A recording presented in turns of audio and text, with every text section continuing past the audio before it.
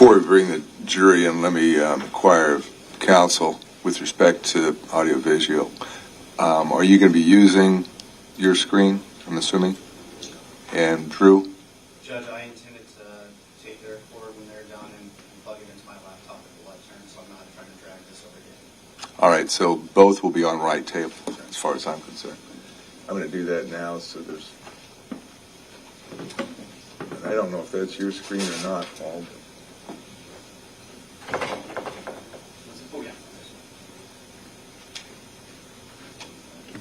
That's how you're going to begin. What I'm going to do then, I'll clear it, but it's ready to go. As soon as I finish instructing, I'll put that on. And I do intend to instruct the jury as to the law prior to your argument, and then I'll introduce you and you'll argue. All right? Judge, 38, your numbering in the bottom right reference to the instruction number 39.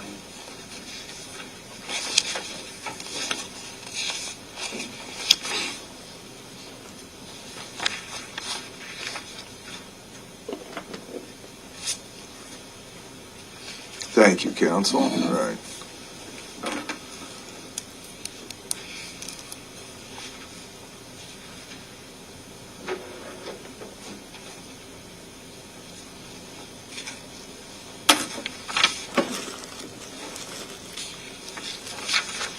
Anything else before we bring the jury in? Claire? And Your Honor, Paul will be given the first argument. I'll be given rebuttal. Okay.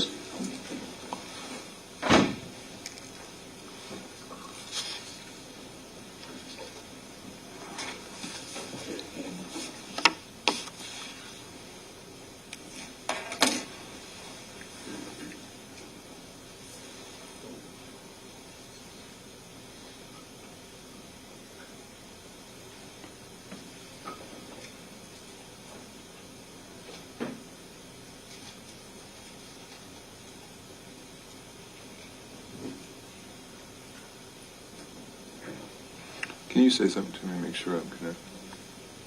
Yes. Good.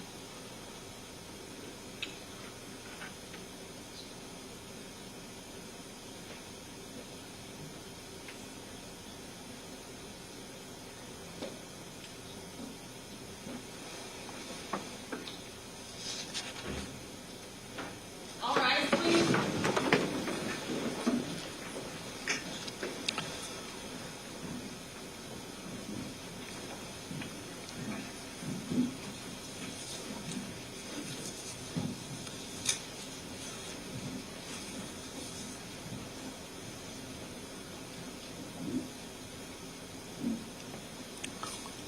Please be seated, folks.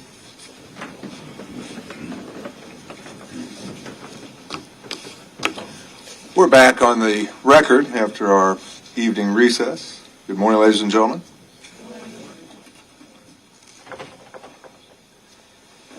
At this point, as I mentioned at the close of yesterday afternoon, you've heard all the evidence and received the exhibits. it's now time for final arguments. But before you hear from the attorneys, I'm going to instruct you as to the law of this case. And where's Claire? Did she provide you 2 copies?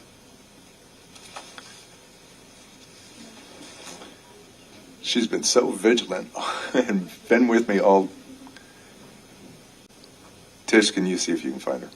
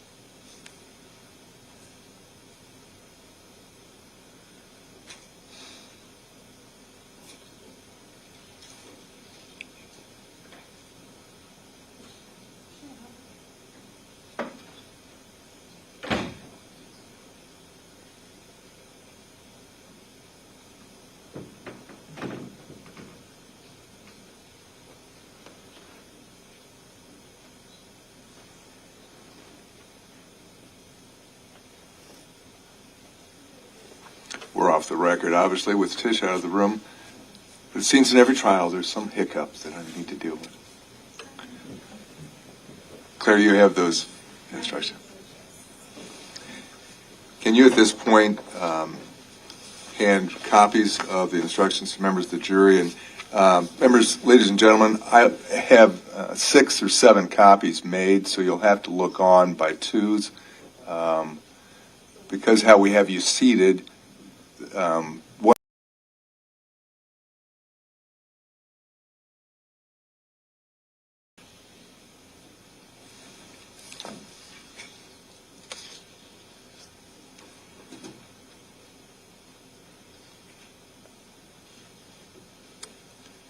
Thank you, Ms. McDowell.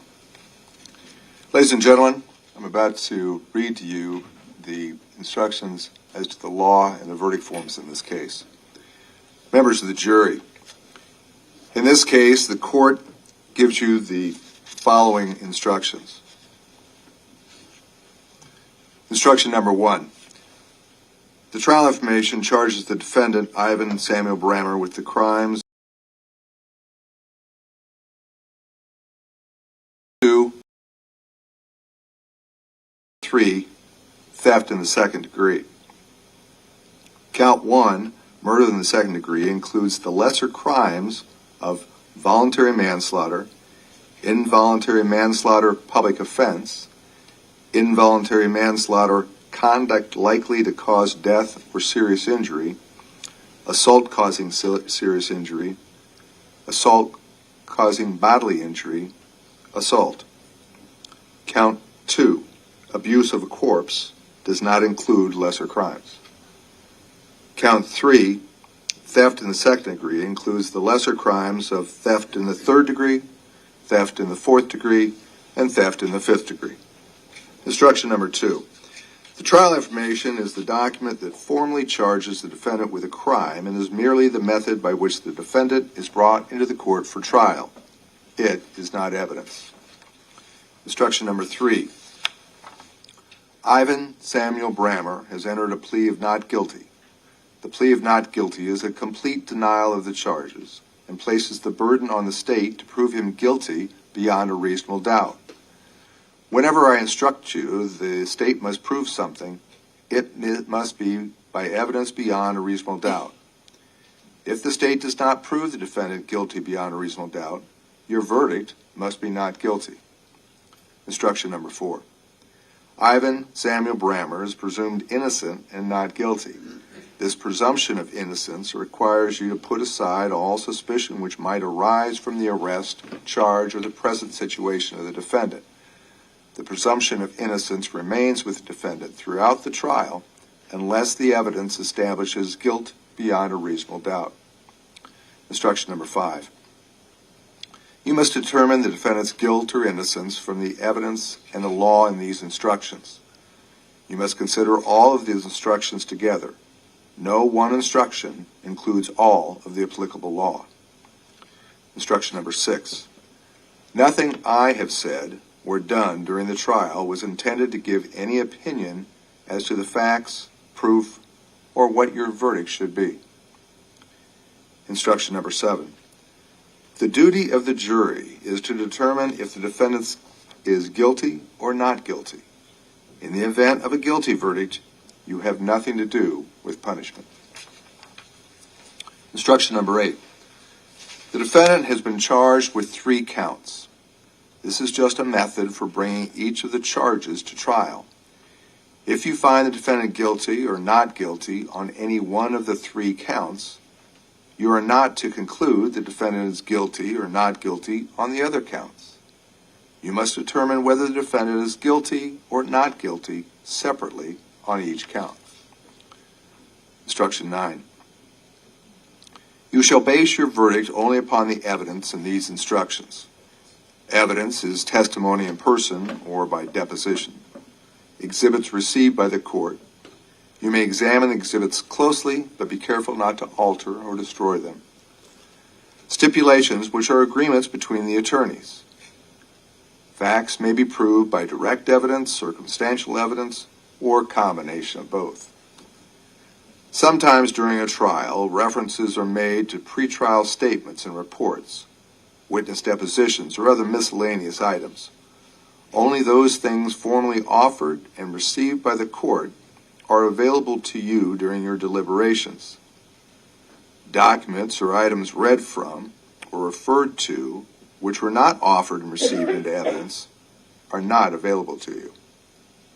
The following are not evidence: statements, arguments, questions, and comments by the lawyers, objections and rulings on objections, testimony I have told you to disregard, anything you saw or heard about this case outside of the courtroom.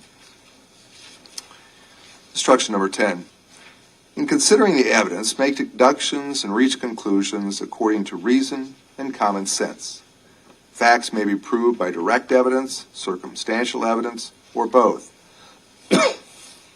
Direct evidence is evidence from a witness who claims actual knowledge of a fact, such as an eyewitness. Circumstantial evidence is evidence about a chain of facts which show a defendant is guilty or not guilty. The law makes no distinction between direct evidence and circumstantial evidence. Give all the evidence the weight and value you think it is entitled to receive. Instruction number 11. Decide the facts from the evidence. Consider the evidence using your observations, common sense, and experience. Try to reconcile any conflicts in the evidence, but if you cannot, accept the evidence you find more believable. In determining the facts, you may have to decide what testimony you believe. You may believe all, part, or none of the witness testimony.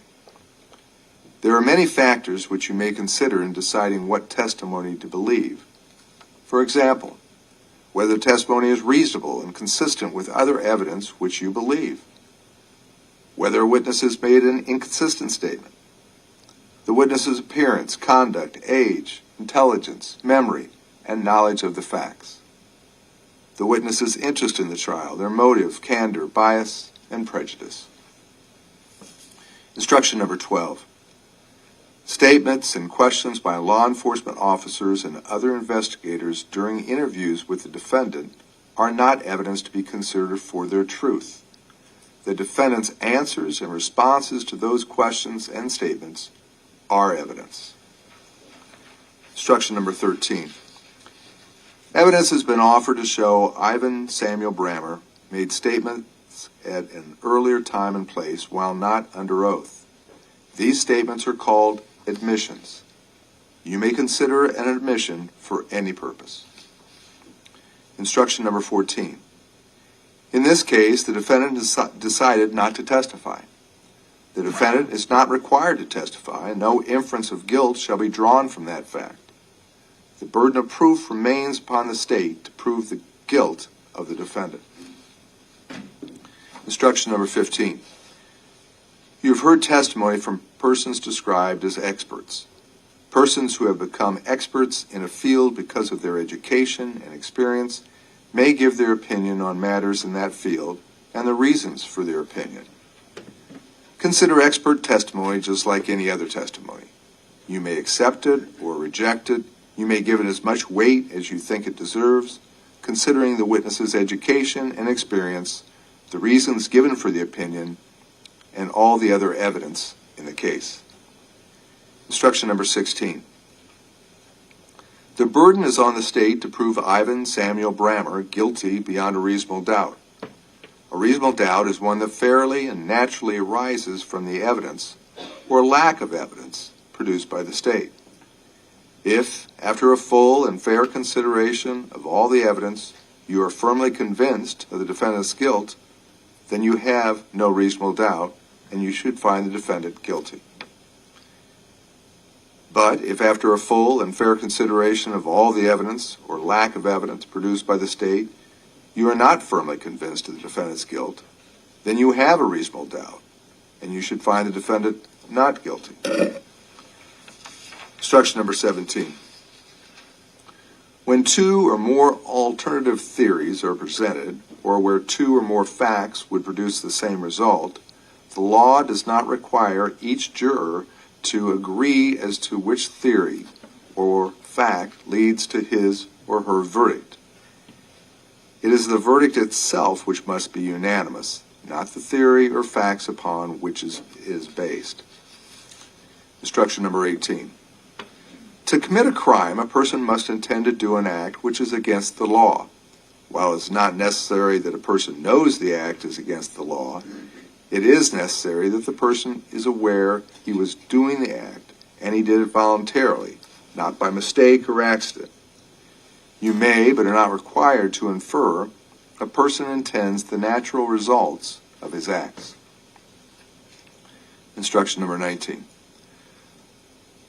A person is subject to prosecution in this state for an offense which the person commits within or outside the state by the person's own conduct or that of another for which the person is accountable if, 1, the offense is committed either wholly or partly within this state, 2, an offense may be committed partly within the state if conduct which is an element of the offense or a result which constitutes an element of the offense occurs within the state.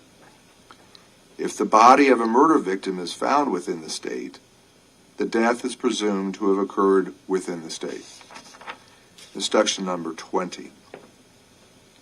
A person participates in a crime beginning with the first act done toward the commission of the crime and ending when a person has been arrested or has escaped from pursuers.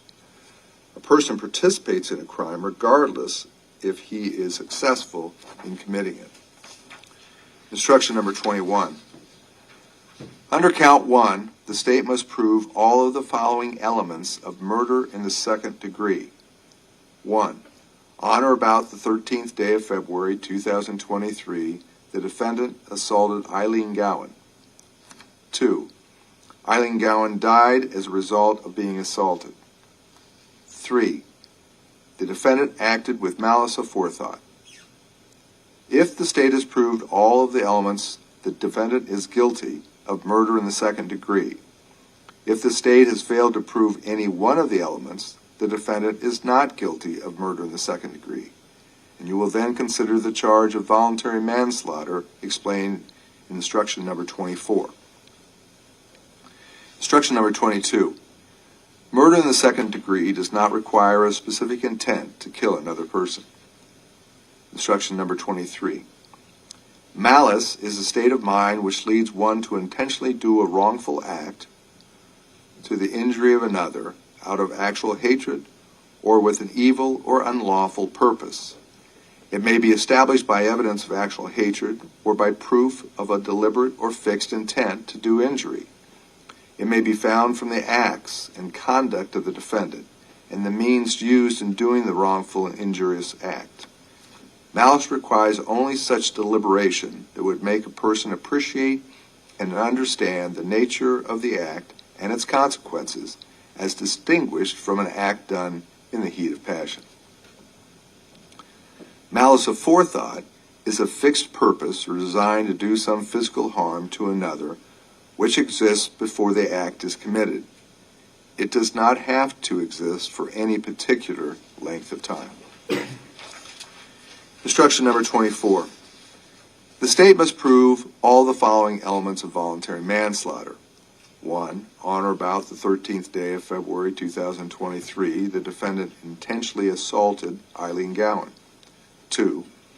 Ilene Gowan died as a result of being assaulted. 3. The assault was done solely by reason of sudden, violent, irresistible passion resulting from serious provocation. If the state has proved all of the elements, the defendant is guilty of voluntary manslaughter.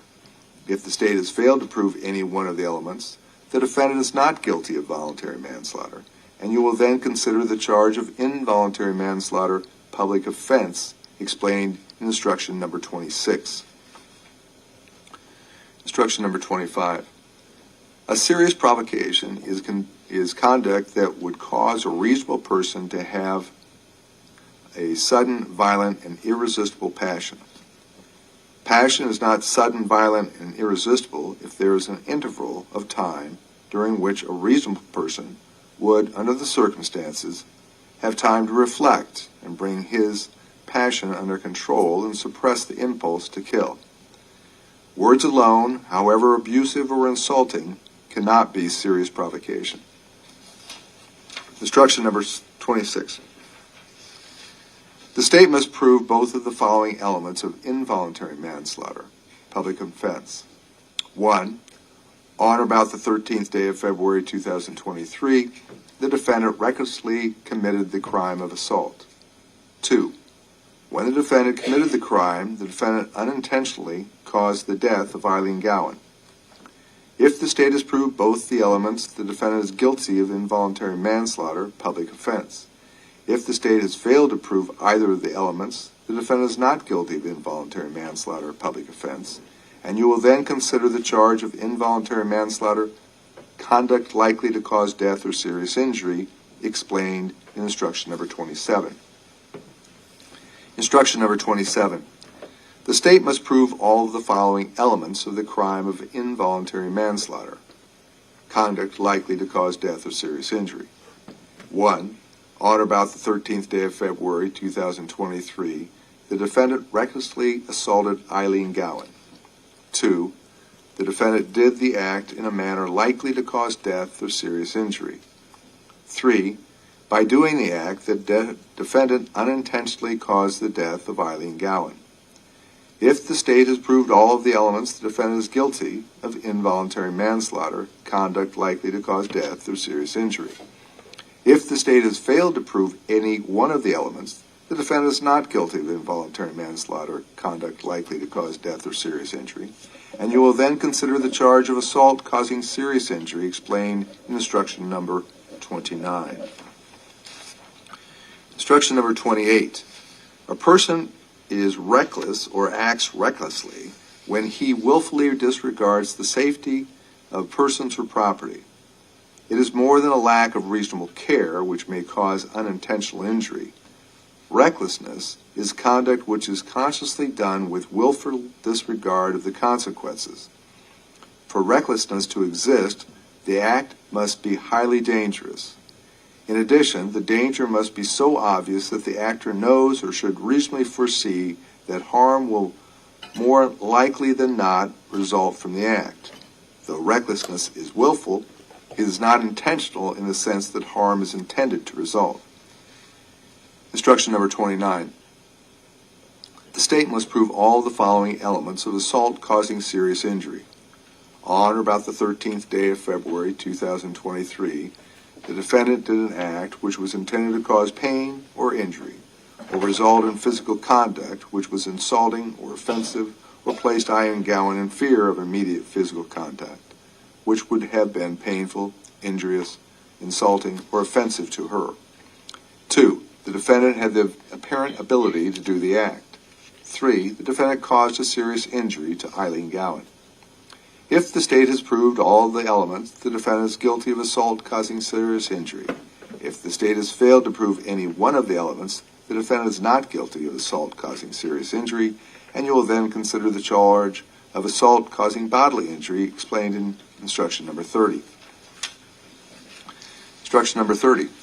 The state must prove all the following elements of assault causing bodily injury. On or about the 13th day of February 2023, the defendant did an act which was intended to cause pain or injury or result in physical contact, which was insulting or offensive, or placed Ilene Gowan in fear of an immediate physical contact, which would have been painful, injurious, insulting, or offensive to her. 2. The defendant had the apparent ability to do the act. 3. The defendant caused bodily injury to Ilene Gowan. If the state has proved all the elements, the defendant is guilty of assault causing bodily injury. If the state has failed to prove any one of the elements, the defendant is not guilty of assault causing bodily injury, and you will then consider the charge of assault, as explained in instruction number 31. Instruction number 31. The state must prove both of the following elements of the crime of assault. 1. On or about the 13th day of February 2023, the defendant did an act which was intended to cause pain or injury or result in physical contact, which was insulting or offensive, or placed Ilene Gowan in fear of an immediate physical contact, which would have been painful, injurious, insulting, or offensive to her. 2. The defendant had the apparent ability to do the act. If the state has proved both of the elements, the defendant is guilty of assault. If the state has failed to prove either of the elements, the defendant is not guilty. Instruction number 32. A serious injury is a disabling mental illness or condition which cripples, incapacitates, weakens, or destroys a person's normal mental functions, or a bodily injury which creates a substantial risk of death, or which causes serious permanent disfigurement or extended loss or impairment of the function of any bodily part or organ. Instruction number 33. The term bodily injury means physical pain, illness, or any impairment of physical condition. Instruction number 34. Apparent ability means a reasonable person in the defendant's position would expect the act to be completed under the existing facts and circumstances. Instruction number 35.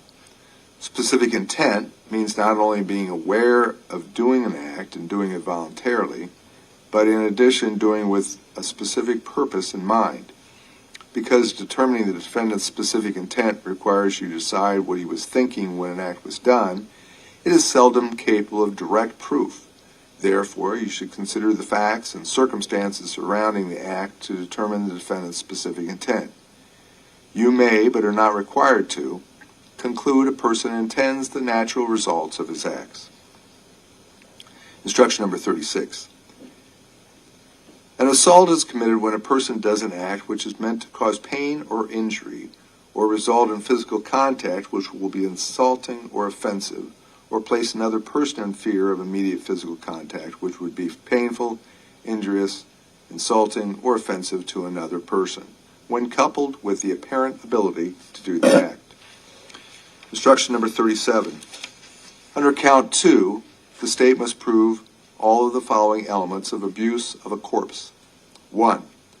On or about the 13th day of February 2023, the defendant either A. hid or buried a human corpse, or B. failed to disclose the location of a human corpse. 2. The defendant hid, buried, or failed to disclose the known location of the human corpse with the intent to conceal a crime. If the state has proved both of the elements, the defendant is guilty of abuse of a corpse. If the state has failed to prove either of the elements, the defendant is not guilty of abuse of a corpse. Instruction number 38. Under count 3, the state must prove all the following elements of the crime of theft. 1. On or about the 13th day of February 2023, the defendant took possession or control of property belonging to another. 2. The defendant did so with the intent to deprive the other of the property. 3. The property at the time of the taking belonged to Ilene Gowan or Ilene Gowan's estate. If the state has proved all the elements, the defendant is guilty. You must then determine the degree of theft as explained in instruction number 39. If the state has failed to prove any of the elements, the defendant is not guilty.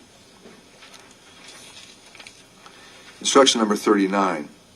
If you find the defendant guilty of theft, you should then determine the degree of theft. I've attached a question as part of the verdict form which must be answered, and by so doing, you will determine the degree of theft.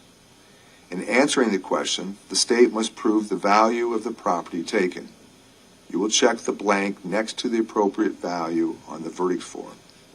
The following are the different degrees of theft.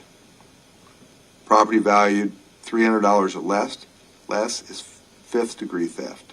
Property valued more than $300 but not more than $750 is fourth degree theft.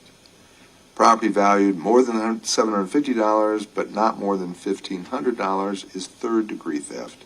Property valued more than $1,500 but not more than $10,000 is second degree theft. Instruction number 40. During the trial, you've been allowed to take notes. You may take these with you to the jury room to use in your deliberations. Remember, these are notes and not evidence. Generally, they reflect the recollection or impressions of the evidence as viewed by the person taking them, and may be inaccurate or incomplete. Upon reaching a verdict, leave the notes in the jury room, and they will be destroyed. Instruction number 41. You may not communicate with any person outside the jury about this case before reaching your verdict. This includes cell phones, electronic media such as text messages, Facebook, Snapchat, LinkedIn, YouTube, Twitter, email, etc. Do not do any research or make any investigation about this case on your own. Do not visit or view any place discussed in this case. And do not use internet maps or Google Earth or any other program or device to search for or to view any place discussed in the testimony. Also, do not research any information about this case, the law, or the people involved, including the parties, the witnesses, the lawyers, or the judge. This includes using the internet to research events or people referenced in the trial. This case will be tried on evidence presented in the courtroom. If you conduct independent research, you will be relying on matters not presented in court. The parties have a right to have this case decided on the evidence they know about, and that has been introduced here in court. If you do some research or investigation or experiment that we do not know about, then your verdict may be influenced by inaccurate, incomplete, or misleading information that has not been tested by the trial process, including the oath to tell the truth and by cross-examination. All of the parties are entitled to a fair trial, rendered by an impartial jury, and you must conduct yourself so as to maintain the integrity of the trial process. If you decide a case based on information not presented in court, you will have denied the parties a fair trial in accordance with the rules of this state, and you will have done an injustice. Failure to follow these instructions may result in the case having to be retried and could result in you being held in contempt and punished. Instruction number 42. When you begin your deliberations, you should elect a foreperson. He or she shall see that your deliberations are carried on in an orderly manner, that the issues are fully and freely discussed, and that every juror is given an opportunity to express his or her views. In order to return a verdict, each juror must agree to it. Your verdict must be unanimous. It is your duty as jurors to consult with one another and reach an agreement if you can do so without compromising your individual judgment. Each of you must decide the case for yourself, but do so only after an impartial consideration of the evidence with the other jurors. During your deliberations, do not hesitate to re-examine your view and change your opinion if convinced it is wrong. But do not change your opinion as to the weight of effect of the evidence just because it is the opinion of the other jurors, or for the mere purpose of returning a verdict. Remember, you are the judges of the facts.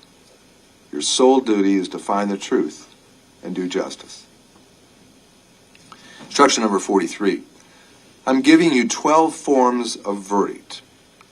8 forms of verdict for count 1, 2 forms of verdict for count 2, and 2 forms of verdict for count 3. You shall use only one of the forms of verdict for each count. When you have agreed unanimously upon one form of verdict for each of the 3 counts, and the foreperson has signed those 3 verdict forms, please notify the court attendant.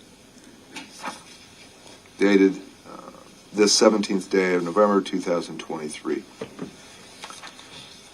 You also have attached copies of the verdict forms. You know, count 1, verdict forms 1 through 8 cover 2 pages. Only one of those verdict forms will be used. And then on the 3rd page, you'll see count 2, 2 forms of verdict. One of those will be used. And finally, on count 3, there's 2 other forms of verdict. Only one of those would be used. Ladies and gentlemen, I've instructed you as to the law of this case. It's now time for summations, or what's often called final arguments from the attorneys. The state will have an opportunity to address you first, followed by an attorney from the defense, and then the state will have an opportunity for rebuttal. Their summations, or final arguments, will summarize the evidence. And they'll be recollecting evidence that you will later on in as part of your deliberation. They're not going to be trying to mislead you, but if your recollection of the evidence is different than theirs, you need to rely on your own recollection of the evidence. Again, their statements or summations are not evidence, they're arguments. But it's important that you give them your full attention, because their arguments are an effort by each party to present their position on each of these 3 counts. I'd ask you to give them your full attention. Mr. Forney? Your Honor. Counsel?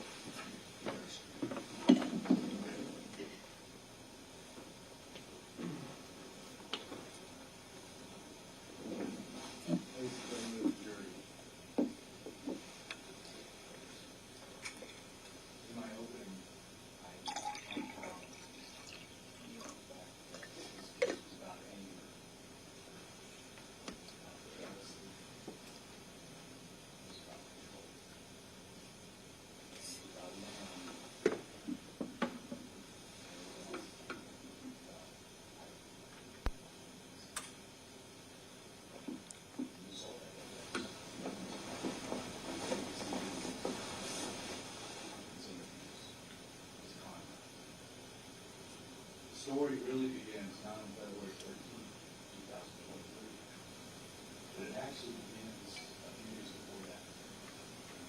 And it begins that there was a breakup. And this time, it was violent.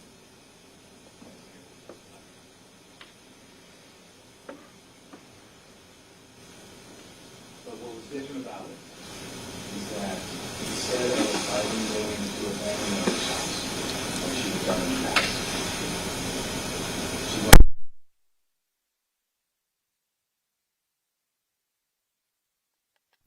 And that night was amazing. This time. The fact that there was no relationship between the two. It didn't matter. The victim couldn't accept it. Did not have control. In fact, Ilene, she wasn't drinking. There's no evidence of alcohol. She stopped drinking. She had money that she earned because she was working hard. And she was trying to find a place for herself.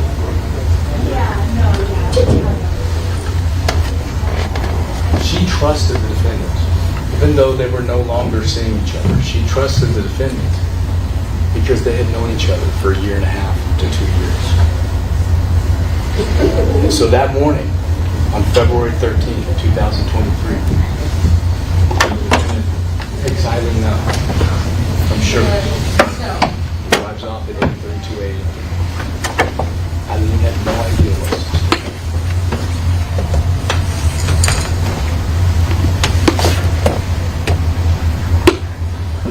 At some point, the defendant lost it. And tragically, Eileen lost her life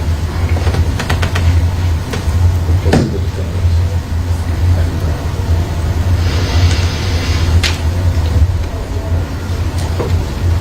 Now, the judge just went through all the instructions, and that was a lot. You guys will have the instructions. What I would like to do is just talk about a few of the instructions and highlight a few. First of all, in considering the evidence, you will make deductions and you'll reach conclusions according to reason and common sense. Use your common sense. You all have it. All your experiences that you've had in life, you will be able to use your common sense in this case. Instruction number 16, I'm not going to read this. This is the state's burden. The state has the burden of proof to prove the defendant guilty beyond a reasonable doubt. You have the instruction. What that really means is if the state, if you're firmly convinced that we proved our case in murder in the second degree, then there's no reason for that. You're firmly convinced. Instruction number 21. This is where we get into the marshalling instructions. And Mr. Wilbur talked to you about checklists. This is where you have to use the checklist. This is where you have to look at the elements of the crime. We have 3 different offenses.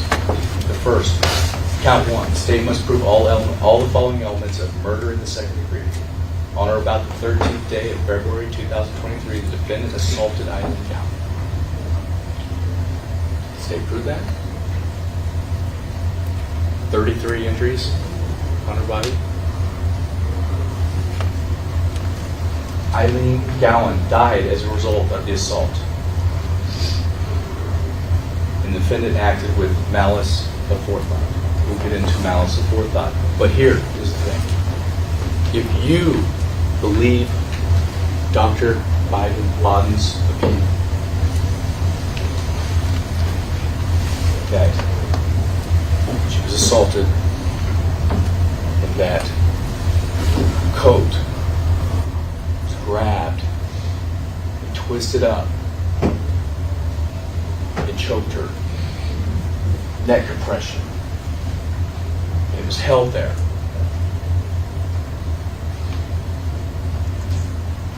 And he's guilty of murder in the second degree. Those elements are met. Excuse me, Mr. Fournier, and I apologize for doing this. We've got a full courtroom, and I think you need to keep your voice up because of the media and then full courtroom. Just try to keep the voice a little louder. I want to make sure that Mr. Reedy, as well as other folks who may not be have the best hearing, can hear you. And I don't know if that, I don't think that mic stretches over there. I'll speak louder. Thank you. I appreciate it. I apologize for interrupting you. Instruction number 22. Murder in the second degree does not require specific intent to kill another person. Malice, what is malice? It's a state of mind which leads one to intentionally do a wrongful act to the injury of another out of actual hatred or with an evil or unlawful purpose. Is assaulting, unlawful. Choking, unlawful.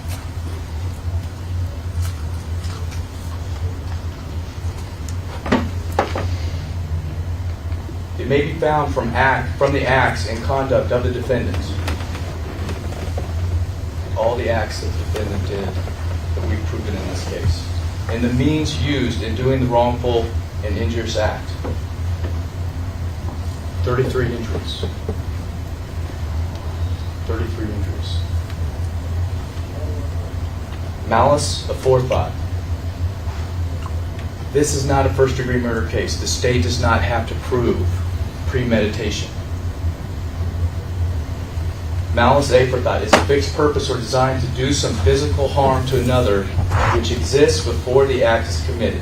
So it's not a reflexive, it's not something like a reflex. There's got to be a thought, but it doesn't have to be long. But if you believe the opinion of Dr. Bogdan, that jacket was twisted up. She'd been assaulted or is being assaulted. All the injuries. That coat's being twisted up and it's being held there. And it's being held there for probably at least a minute. If you believe that, then you have malice aforethought.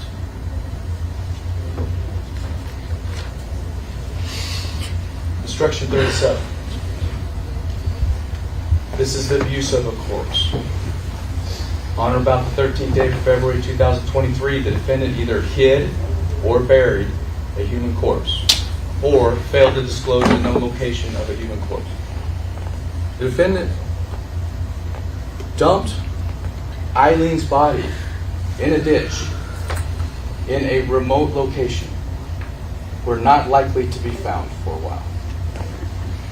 And at the same time, the entire time that law enforcement, friends, and family are searching for his body, or her body, he is lying to law enforcement.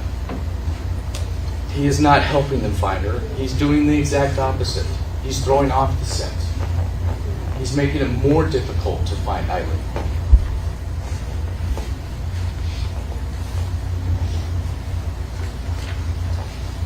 Instruction number 38. The state must prove all the elements of theft. From a theft standpoint, it's really going to be up to you what you decide the amount is. If we've met all the elements, you look at the amount. And the state believes that it's true in this case. The defendant took a safe. The safe has a value. $1,200 in the safe. Other contents in the safe. Purse is gone. Phone's gone. Is that more than $1,500, but not more than $10,000? If it is, and you are the ones that decide. If it is, then that's theft in the second degree. If it's not, and you say it's, well, maybe I think it's more like $1,000. That's theft in the third degree. You are the ones that will have to make that decision based on the evidence that was presented. Instruction 19. I'm just going to highlight the last line. Last sentence. If the body of a murder victim is found within the state, the death is presumed to have occurred within the state. The body was found at 152nd and Mormon Bridge Road. That is Potawatomi County, Iowa.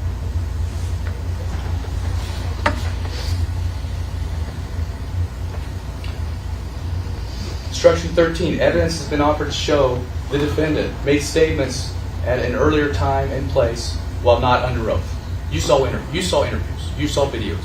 You saw a video from February 15th with Sergeant Roberts and Detective Dyer. Roberts conducted the interview. You saw that interview. That's in evidence. You saw another interview from February 17th where Sergeant Roberts and Detective Brannigan interviewed the defendant. There were statements the defendant made there as well. You saw that. That's evidence. There were statements that the defendant made at the welfare check.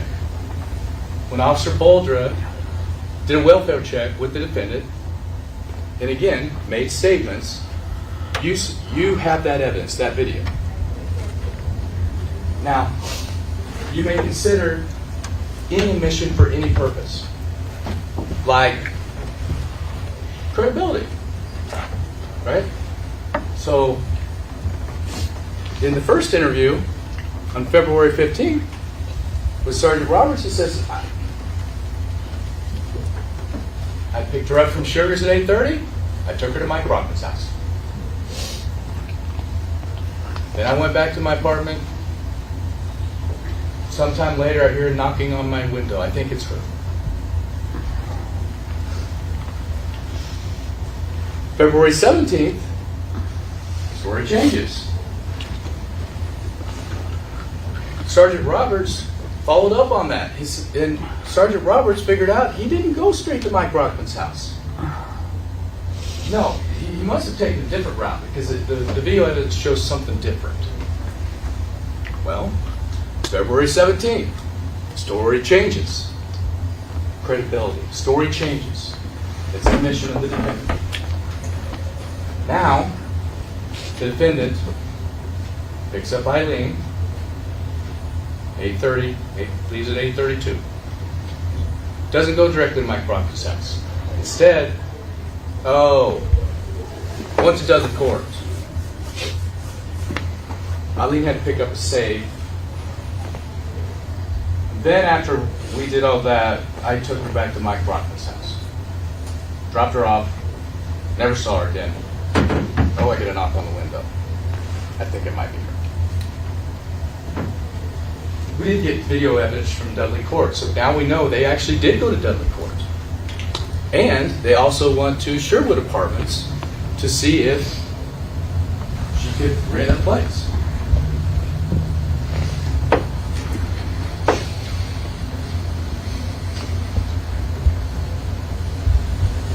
Story number 3.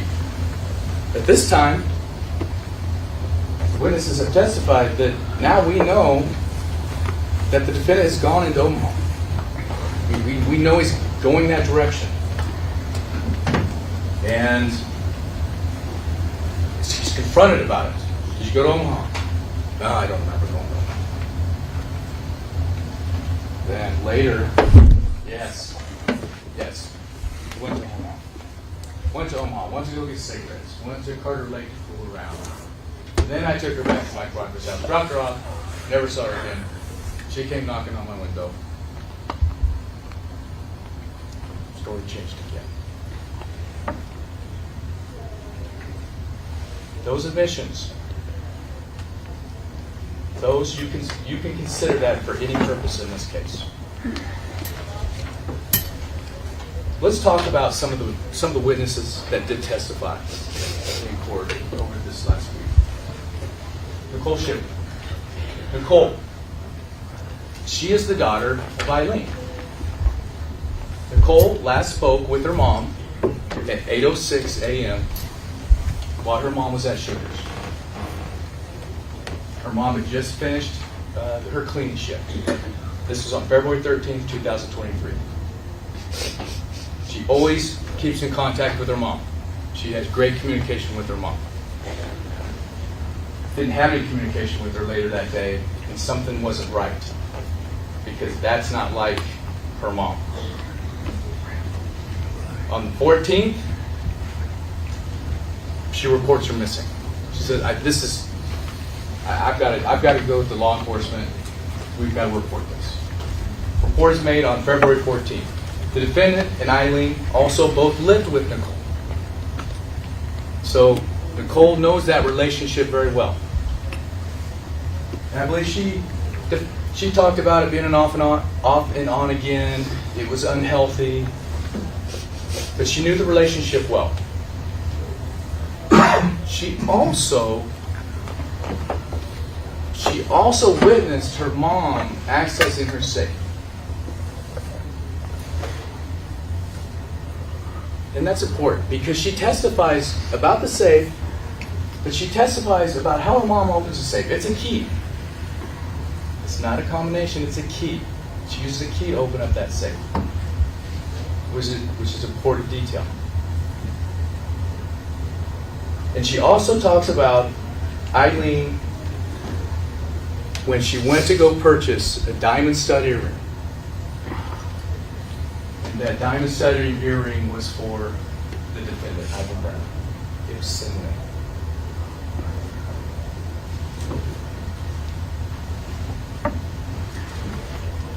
There's the diamond stud earring, 17B.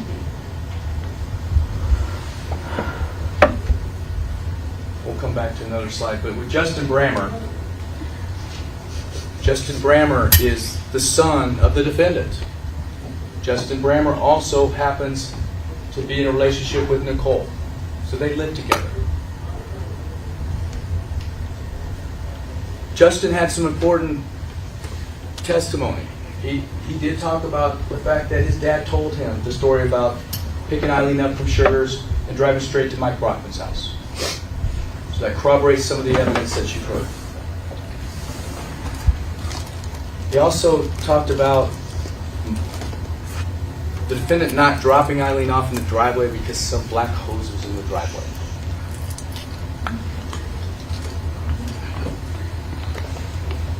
But what he also testified to was the fact that although he has his dad's tools and stores them, and now he considers them his, Justin's, he never sold his dad's tools and never gave his dad money from selling those tools.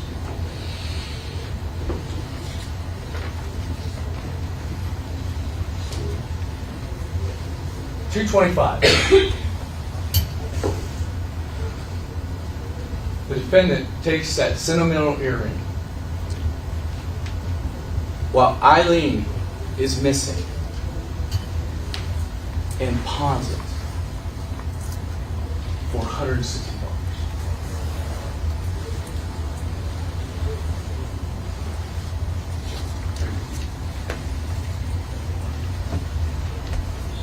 Emily Brammer testified. Emily is the granddaughter of the defendant. The defendant and Ilene at one time lived with her at Cottonwood Apartments. The defendant and Ilene broke up. Ilene moved out. It was just the defendant and Emily in Cottonwood Apartments. So the defendant and his granddaughter are living at Cottonwood Apartments.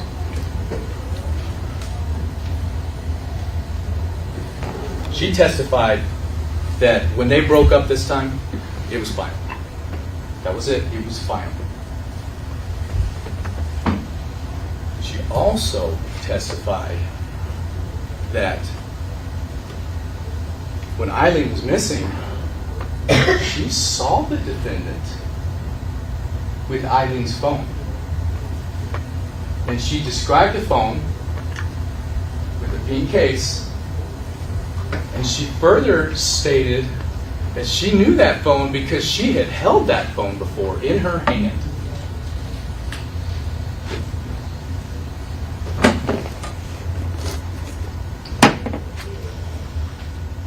The defendant also told Emily, his own granddaughter, to lie to law enforcement if they asked her about crushing the truck.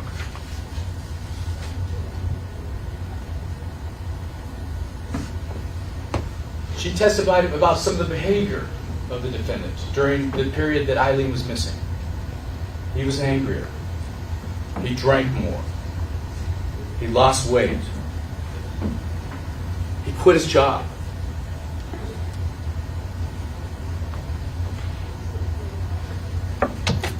And she called in the welfare check because the defendant was making suicidal statements and she was concerned about her grandmother. Officer Boldrin was the officer that went and did the welfare check. And you saw that video. What's interesting about that video, a few things, but the most interesting thing about that video is the fact that the defendant talks about Ilene being raped on February 10th, which was the Friday before she went missing. And yet, his story is that on Monday, he went and dropped Ilene off at Mike Brockman's house, the supposed individual that raped her.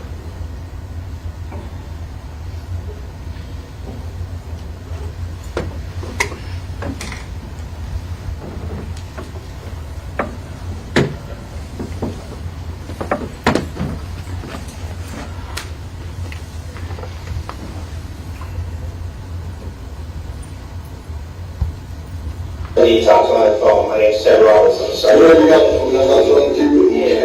I'm the last person to see her alive. I didn't say that. Yeah. I didn't say that. Yes, you did. Yeah. Yes, you did. I said you were the last person that saw her before she went missing.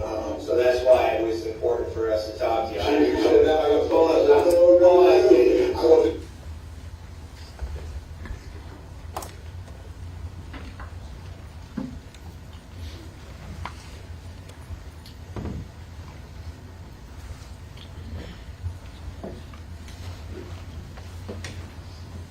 Megan Preston testified. Megan Preston is the owner of Sugars. Sugars is a restaurant bar that is 2.5 miles away from Mike Brockman's house. Sugars is the place where the defendant worked. Ilene worked there as well. And even Mike Brockman was a person that went there and drank sometimes. What Megan testified to was that Ilene came and worked her shift that morning, February 13, 2023, and she did a good job. There was no issues with the shift. She had no observations of Ilene being anything but normal. She states that she's a reliable worker and she's a good communicator. There was a message, and this is in evidence, Exhibit 16, from approximately 2:44 p.m.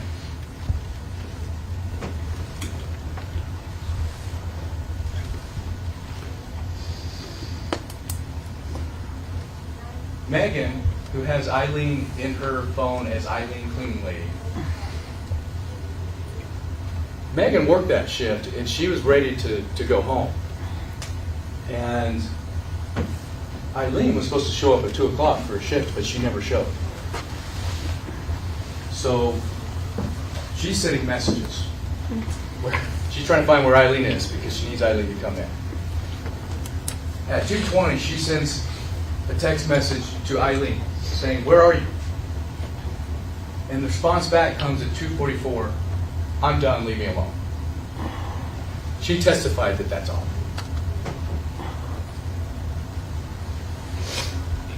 That kind of response. Sam Brammer's communicating with Megan as well on Exhibit 16B. Again, Megan's trying to figure out where is Ilene. February 13th at 2:30, Megan sends a message to Sam Brammer, Facebook Messenger. "You don't have to respond, but I was wondering if you knew where Ilene was." His response back, "No, ma'am. She texted me. Sounds like she was drunk."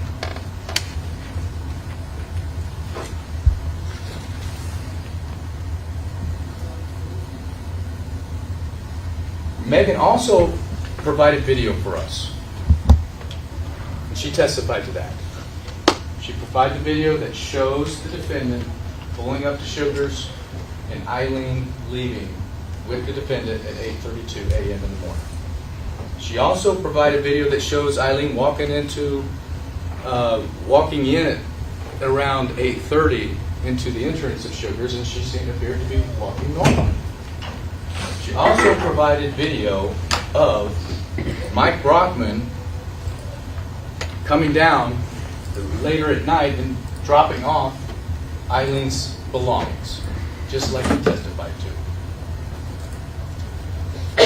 Megan also testified about something that was a little odd, and that was that on 2/16, when the defendant was supposed to work his shift, that he was just sitting out in his truck in the parking lot, or in a vehicle in the parking lot. And he was supposed to be working his shift. And he never does come in and work the shift.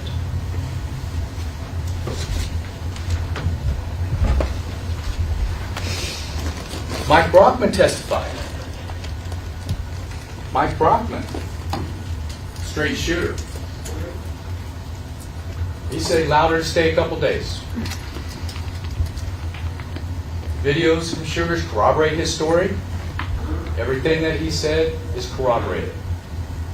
Dropped her off in the morning. She worked her cleaning shift. She was supposed to come back and pick her stuff up. She never did. Mike Brockman worked a full day of work on 2/13. Worked a full day of work on 2/14 as well. Mike Brockman was interviewed by law enforcement.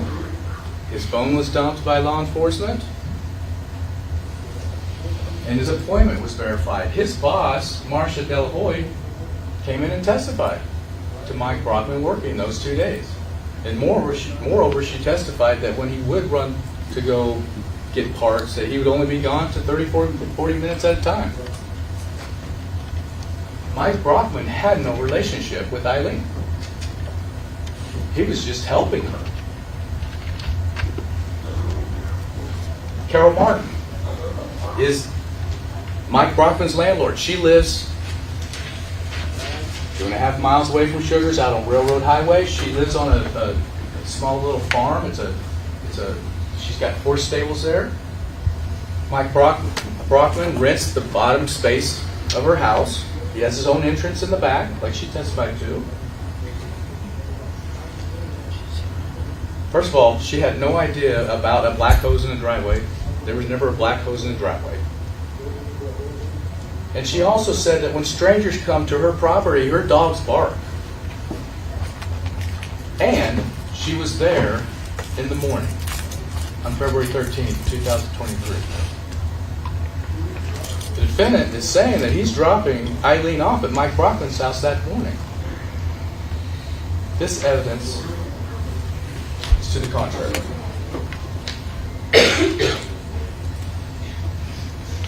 Sergeant Roberts. Sergeant Roberts was the lead investigator in the missing persons case. So this started off as a missing persons. And he was the one that first spoke with the defendant. He was the one that was following up on the report that Nicole had made, my mom is missing.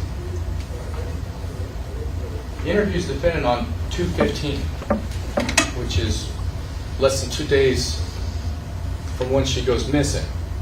And when he interviews the defendant, there's a portion of that very beginning of that video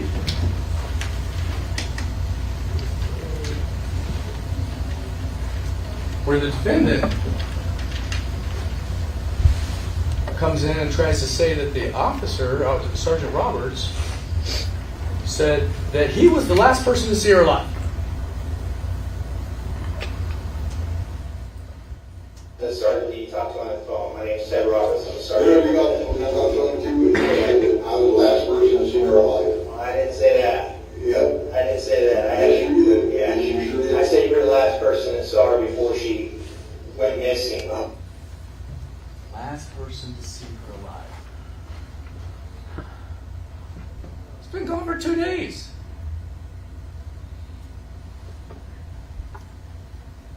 The defendant is saying that because he knows he's already murdered her. No one else is talking about alive after 2 days. Use your common sense. We don't think someone's dead after 2 days.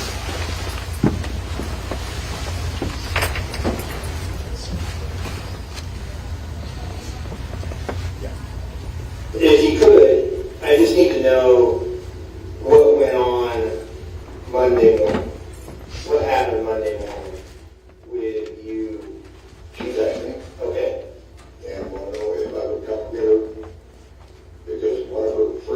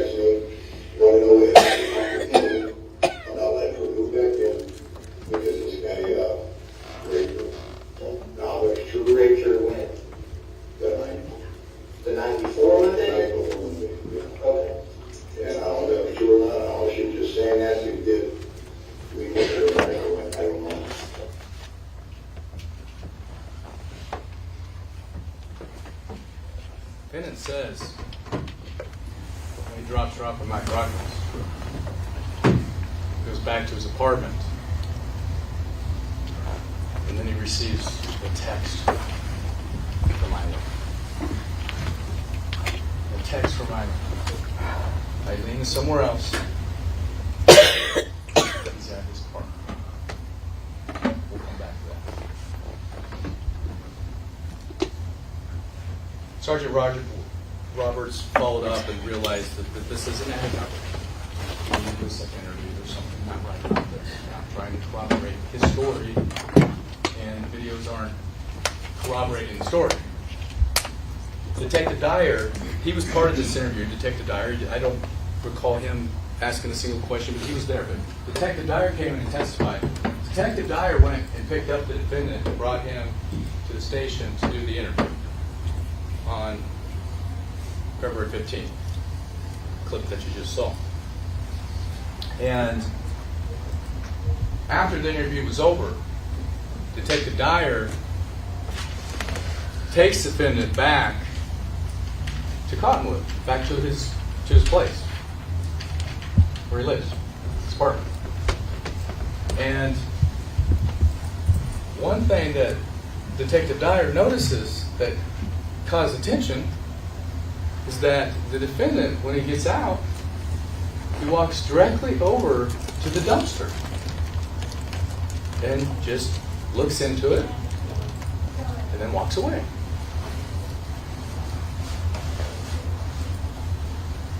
When you start looking at some of the other evidence that you've seen in this trial, where you saw the video of the defendant coming back from Trainer, going straight to his apartment on February 13th, arrives around 1 o'clock, gets out of his truck, starts taking stuff over to the dumpster, putting stuff in the dumpster. This is 2 days later. The defendant's checking to see if that stuff is still in the dumpster.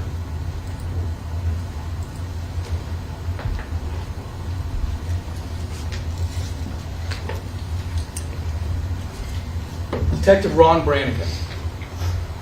We had a lot of testimony from Ron Brannigan. He ended up being the lead detective in this case. What Ron really did is he gave us the timeline. He tracked the defendant's truck, and we learned about the movements of the defendant with Ilene on February 13th. And pretty much through video, through intersection cameras, through private businesses, track the movements for the day, which also tell a different story than what the defendant had told law enforcement 3 different times. What we do know and what you have as evidence is that after leaving Sugars at 8:32 a.m. with Ilene, and we have an exhibit where Ilene is in the truck and you can see her at 8:32 a.m. Law enforcement tracked the defendant's truck movements, and we know at approximately 9:28 a.m., instead of the defendant's vehicle going up to Mike Brocklin's house, what we know is that after Dudley Courts, that this vehicle is heading towards Omaha. And this is at 9:28. So the vehicle's going westbound. And there's a gap there. There's about a 58-minute gap where we don't know. We don't know exactly. We don't have any surveillance. So we don't know exactly where he's at in the vehicle. But we know Ilene's with him when he's going that direction. And we also know that from Dudley Court's videos, you see her walking through in the entrance up to her mom's apartment, down the hallway, back down the hallway again, and out of the building, and was alive and was walking just fine. You saw that with your own eyes in the video. And she was carrying a black safe.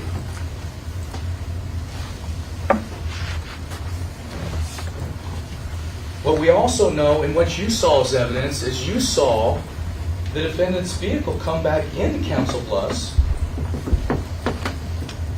at 10:26 a.m. And we had some images where it appears it's Ilene in the passenger side, but those images were hard to get a lot of detail from. But you could tell that someone's in there. And what we also know is that at 10:30 a.m., the defendant goes through Burger King drive-thru. And you have a video of that. And you've seen the video. And we have a couple photos that are in evidence as well, and you can see that as well. And through the entire video, it's not a long clip, but it's long enough to see the defendant exchanging money with the individual working for Burger King. But when you focus on Ilene, she doesn't move. Not at all. And the only thing you can see moving in that video is two things. Defendant moving his arm out to exchange with the teller at the window, but you can see his chest and his body pounding through his chest. You can see it in the video.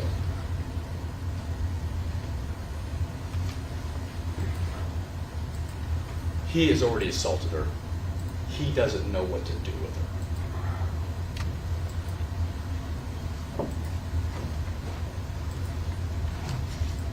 And then, of course, we've got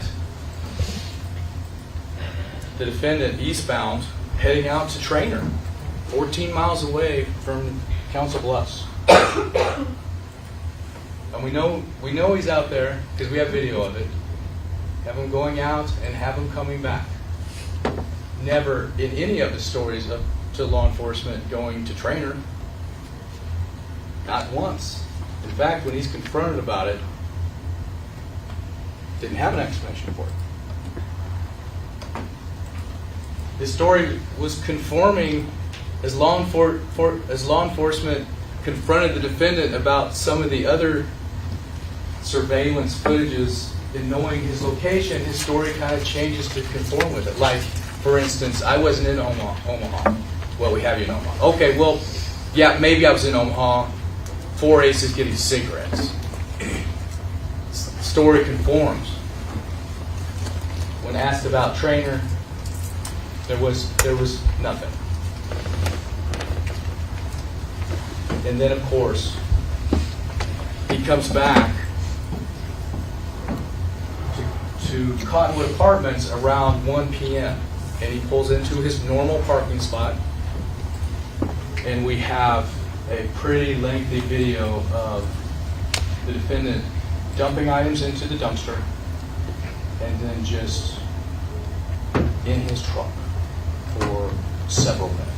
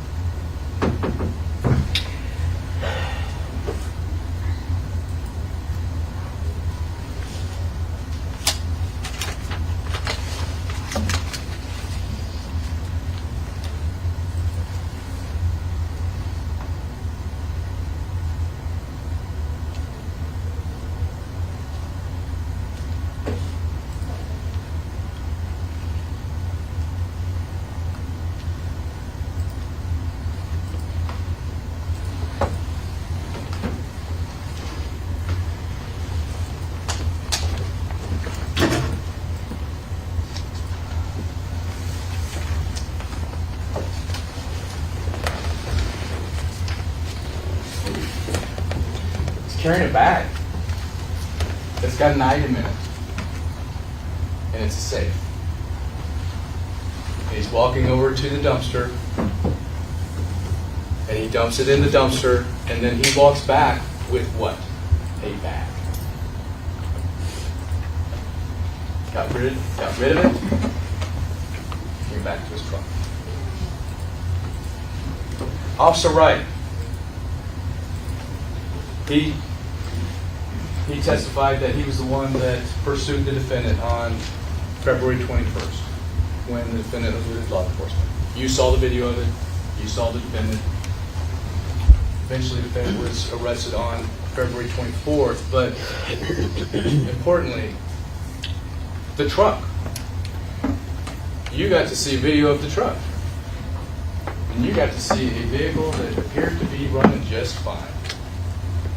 Didn't see any smoke coming out of it. In fact, the vehicle was running well enough that law enforcement didn't even keep up with it.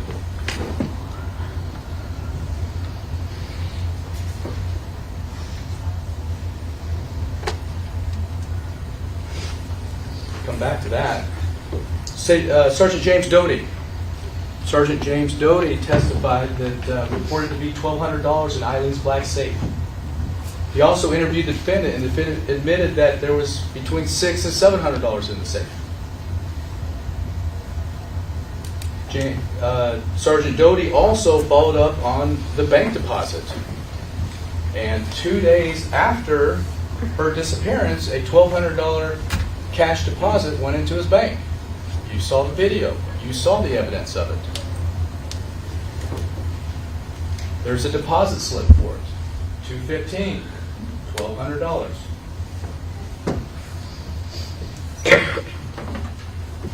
Defendant told law enforcement that he sold some tools on Facebook Marketplace. You already heard from Justin. He didn't sell any tools for his father on Facebook. He didn't sell any tools for his father and give him any money. Going back to the truck, Sergeant Doty also verified that the truck was in fact crushed.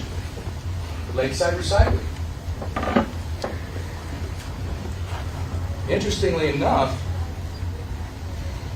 when the defendant was arrested on February 24th, law enforcement did a little walk around his truck just to see if there was anything damaged in the truck. The officer testified they didn't go get DNA, they didn't try to find any blood or anything. They were just looking to see if there was some kind of altercation in the truck.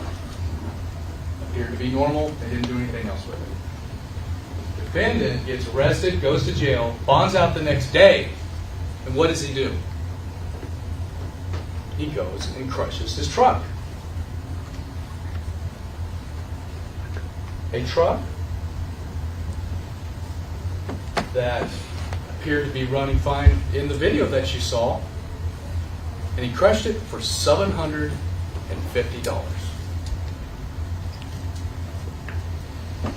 Remember how I said use common sense? $750 he crushes his truck for.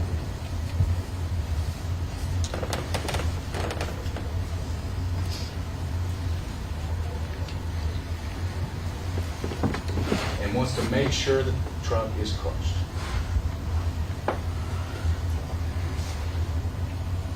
Sergeant Doty also, as he arrived on the scene when law enforcement found the body, or when law enforcement came to the scene, the body was found on February 26th. Sergeant Doty was also the one that was able to verify that those are the clothes that this body appeared to be the same clothes as Ilene when she went missing on February 13, 2023.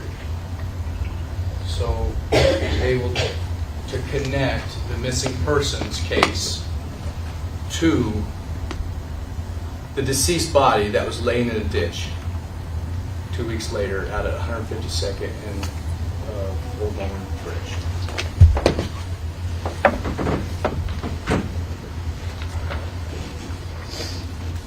Zach Norman Deputy Zach Norman, he was first on the scene, and he secured the scene.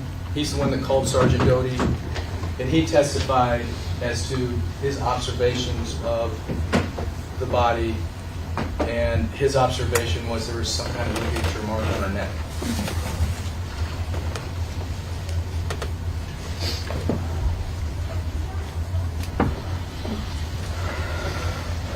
CSI Hadley Cava, she came out and took pictures of the deceased body. She also took pictures of the area, and this was in fact an area where a lot of people do dump their trash. It's a remote location.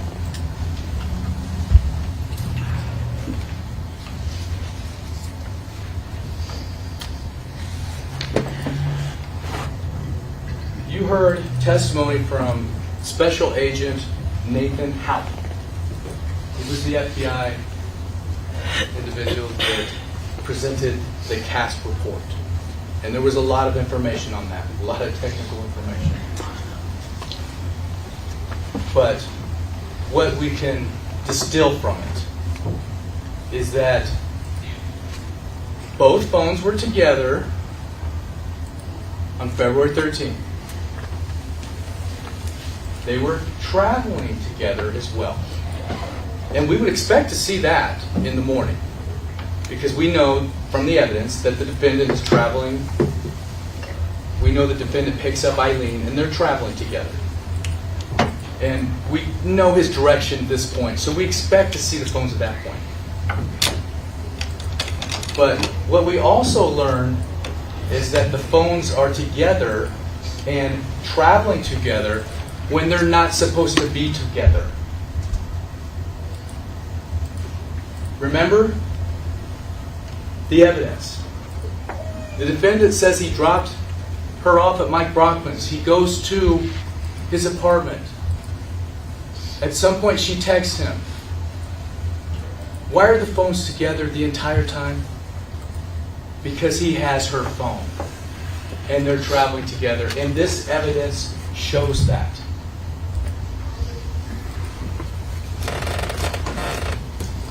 Interestingly enough, both phones go off network at the same time when they go to Trainer. So her phone is with his phone when they go to Trainer, which is 14 miles away from Council Bluffs. And they're both, coincidentally, not able to communicate with the cell tower. Special Agent House said, well, all I do is deal with phone records. All I can say is that maybe they're roaming. Maybe it's airplane mode. Or maybe the phones are shut off manually. Detective Clark came in. He has different information. He doesn't have phone records, but he has the phone dump, the phone itself, the details from the phone. Because we got the phone information. And he did an extraction on that phone. And what we learned from his testimony is that when they're in Trainer, his phone is manually shut off and manually turned back on at the exact same times that the cast report showed them going off the network in the cast report. So now we know the answer for the defendant's phone. We don't have Ilene's phone. We don't have Ilene's phone. We're able to get her records from the provider, but we don't have her phone. But we have the defendant's phone, so we know at least the defendant's phone was manually shut off during that period that he went into Trainer and then came back through Trainer.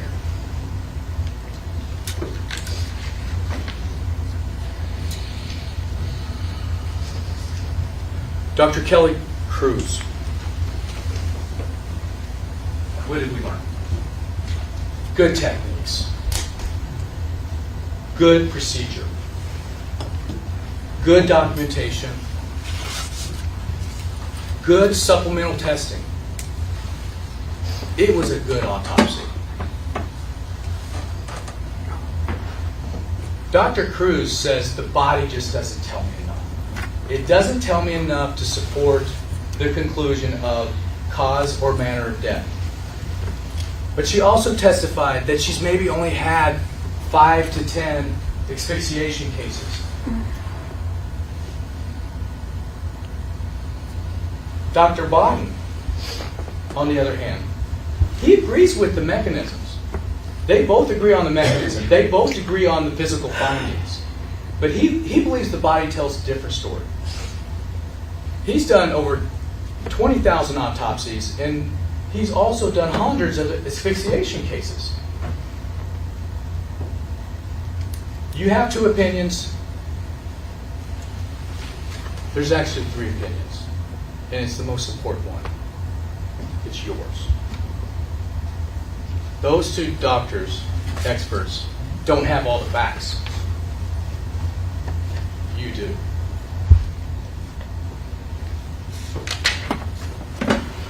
Count 1. We, the jury, find the defendant, Ivan Samuel Brammer, guilty of murder in the second degree. We're asking you to find him guilty. Count 2. Asking you to find Ivan Samuel Brammer guilty of abuse of a corpse. And count 3, asking you to find the defendant guilty of theft, more than $1,500, but not more than $10,000. Thank you, Mr. Ford. Mr. Mugg? Do we want to take our number break? That's a good idea. Let's take a brief 10-15-minute break. Throw that ammunition, open mind, all cards.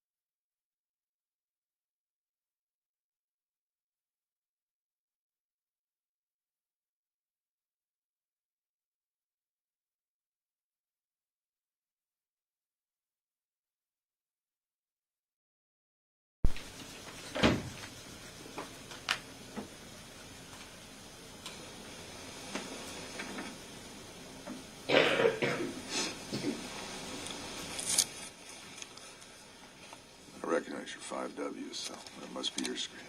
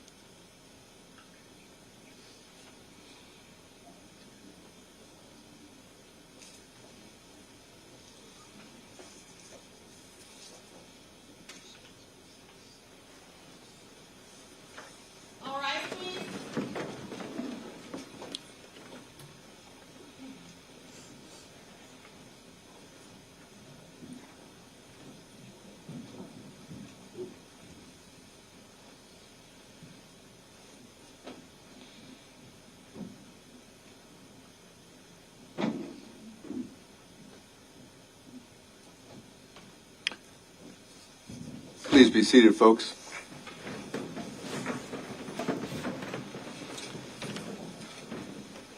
We're back on the record. Ladies and gentlemen, this is now the opportunity for the defense to provide you their final argument. Mr. Munger? May it please the court? Counsel? Counsel.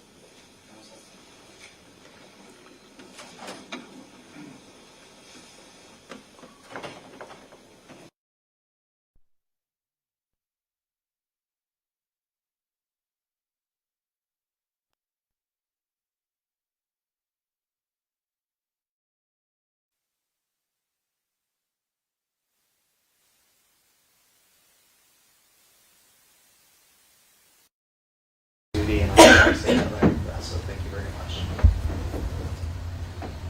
Now, I told you on Monday that the state was going to try to paint you or write you a story. And I asked you to pay attention to the main elements of the story, the 5 W's as I call them.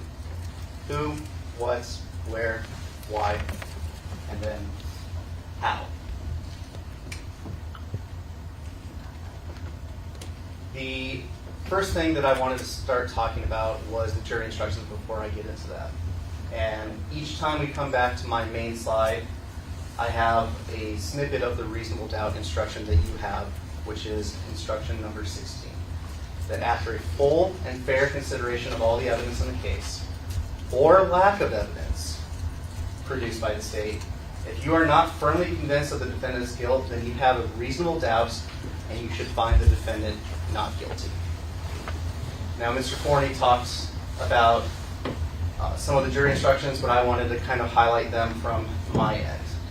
So murder in the second degree, you've already read through these.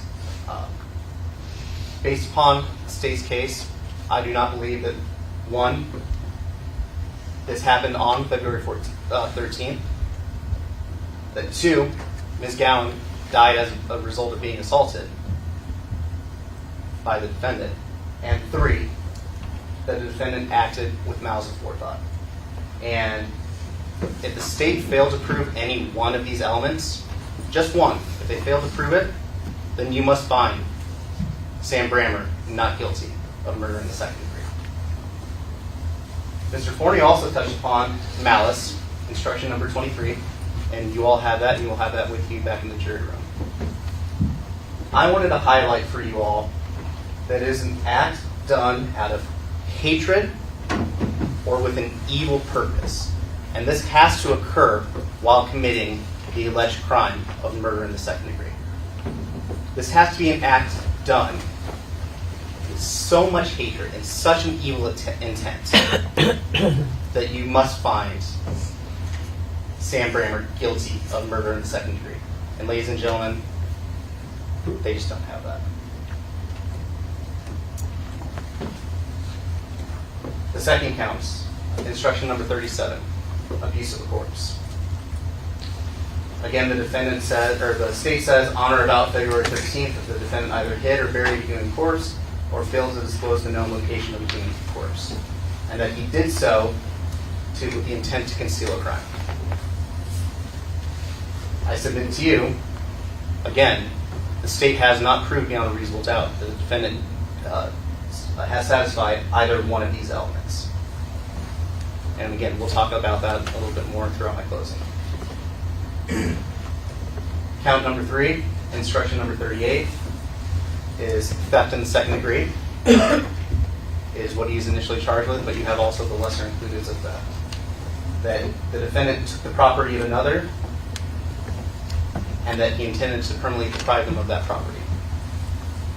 And again, I will submit to you throughout this closing that the state has not met their burden of proof to prove each element of this case, or each element of this count beyond a reasonable doubt.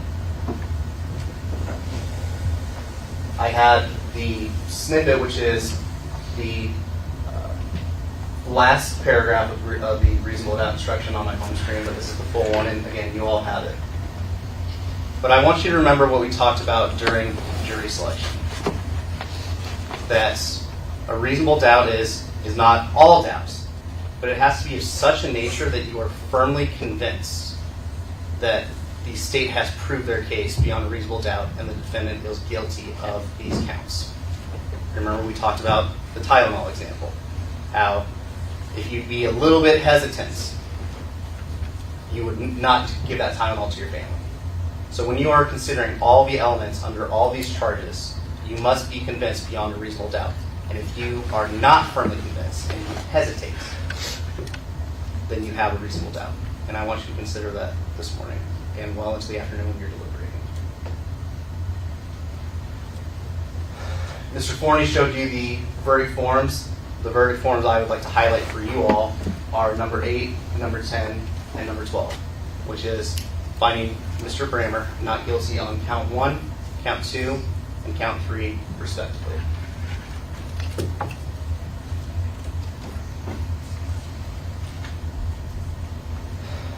So let's start with the first W. Who have we heard from this week? I have listed some of the key witnesses. We have Mike Brockman, Detective Brannigan, Sergeant Boldra, Sergeant Doty, Special Agent Haupt, Dr. Cruz, and Dr. Botton. I'd like to start with Mike Brockman. You all were allowed to take notes throughout this trial, and you are allowed to refer to them back in the jury room. I was also taking notes, so I'd like to highlight some of the things that Mr. Brockman talked about. When he is working, he nearly always traveled alone to pick up those parts as a part of his job. If he didn't bring back parts, it was rare, but it wasn't unheard of for his job to not bring back parts if he went into Council Bluffs to go back into Omaha and did not get whatever part he was getting. We have timestamps that you have received into evidence, but we don't have any specific clock out times. We just have the hour that he started working and the hour that he ended working. We don't know what he did that day, and Marcia Delavoye can't tell you exactly what he was doing back on the 13th, 14th, or 15th of February. She just can't tell you that, and neither can the state. The state made a lot of argument regarding that the police talked to Mike Brockman, that he had his story checked out. The police didn't do a lot of the same things that they did with Sam Brammer. They didn't send his phone for a cast analysis. They sent Sam Brammer's phone, they sent Ilene Gowan's phone, but they did not send Mike Brockman's phone. And I think that kind of gets to the heart of the investigation in this case. The police zeroed in on Sam Brammer nearly from the beginning. And they didn't do a lot of the things that they should have done in order to prove up their case, to show you beyond a reasonable doubt that the person they're accusing of a crime actually committed that crime. We also have some video of Mr. Brockman dropping off Ms. Gowan's belongings outside of Sugar's the evening of February 13th. He told her he could stay 2 days. She didn't show up at his house, so he just went and took her stuff and left it outside. Ms. Gowan's presumably only earthly possessions. She wasn't there. He didn't care. He went and left them outside the back of a bar. But he hid it behind a cooler, ladies and gentlemen, so that was okay. They were safe behind that cooler. There's testimony, not only from Mike, but from Carol, that the house is always locked during the day. If Carol was out doing chores like she testified, then the house was locked. So there would have been no way for Ilene Gowan to actually go to that residence and pick up her belongings if the house was locked. That thought didn't cross Mike's mind. That thought didn't cross Carol's mind. So when she wasn't there, 2 days is up, I'm just going to go ahead and just drop her stuff off out the back of a bar.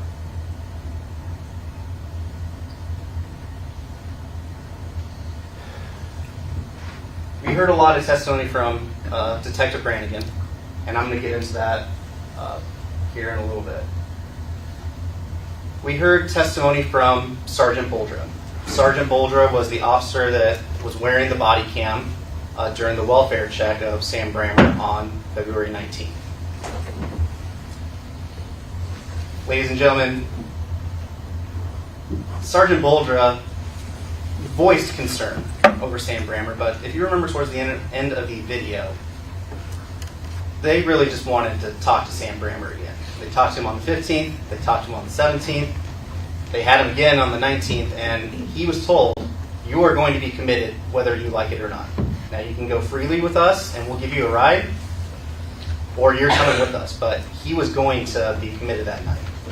And if you notice at the end of the video, Sergeant Boldra was making sure that Sergeant Roberts was aware that, hey, we have Brammer again if you want to go talk to him at the hospital.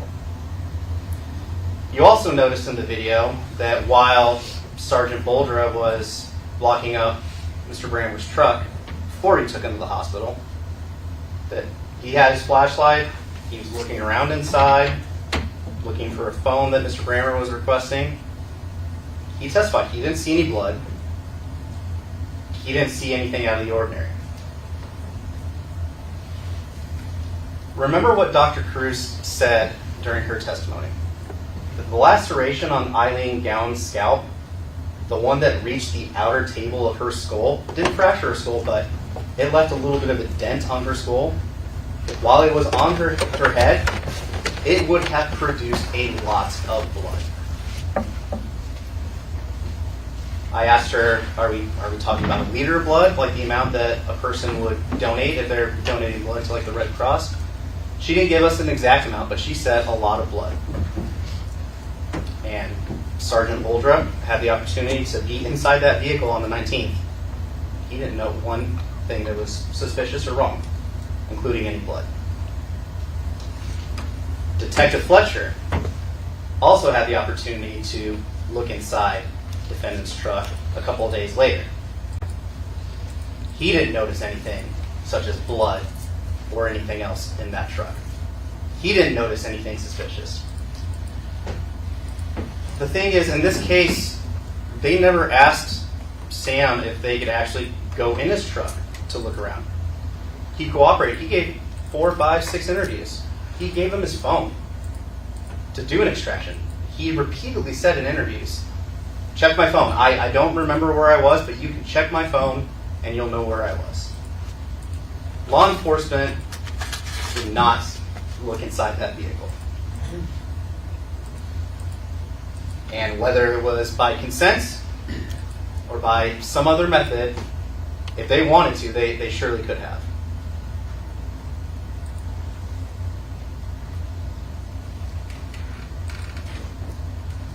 Sergeant Jim Doty.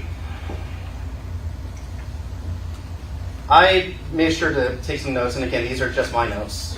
You're to rely on your own recollection as to what was testified during trial. Sergeant Doty spoke with Sam Brammer around May 3rd of 2023. This was 2.5 months after Ilene had went missing and 2 months after her body was discovered. Detective Doty specifically testified that he had information that the safe contained $1,200.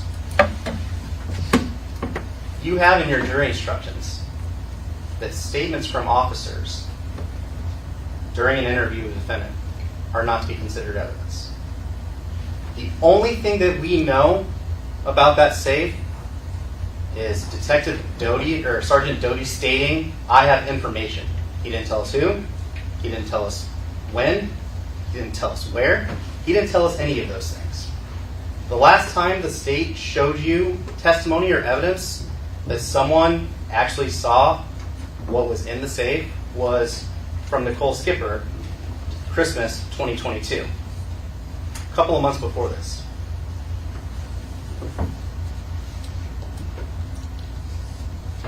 Again, Sergeant Doty talked to Sam Brammer on the phone 2.5 months after Ilene Gowan went missing.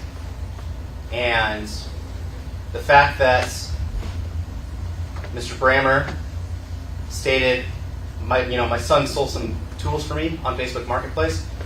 We don't know what time frame he was talking about. We don't know if it was in March. We don't know if it was in April. We don't know if it was in May. You're allowed to determine the credibility of a witness. Justin Brammer and Nicole Skipper, the daughter and son of each of the individuals respectively, are in a relationship together. So you are allowed to weigh credibility when determining these things, ladies and gentlemen.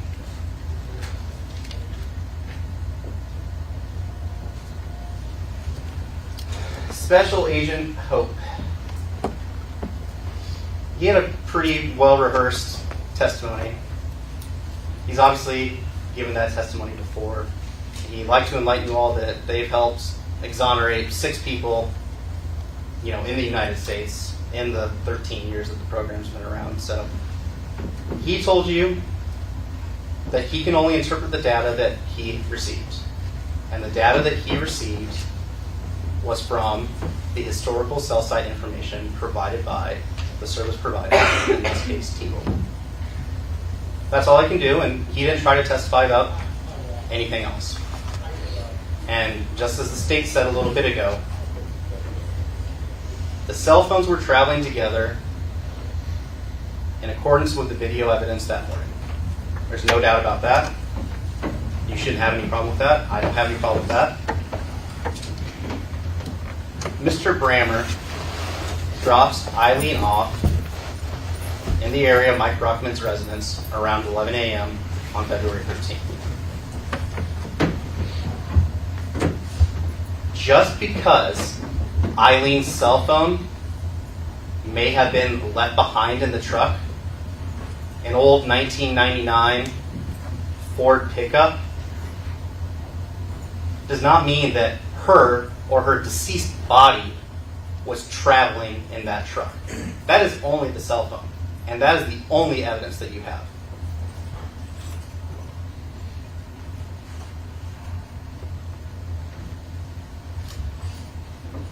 Now the state is probably going to bring it up that if it was only her cell phone traveling with the truck, then how did she text Sam at 2:30, 3 o'clock that day? Again, this is an old truck. We don't know if it was locked. We don't know if you could just open the door. You don't know if Ilene didn't flag down a ride on Railroad Highway. You notice in the New Horizons auto video, there's about 5 or 6 cars that pass in that 2 or 3 minutes that you're watching. It's not an unbusy road.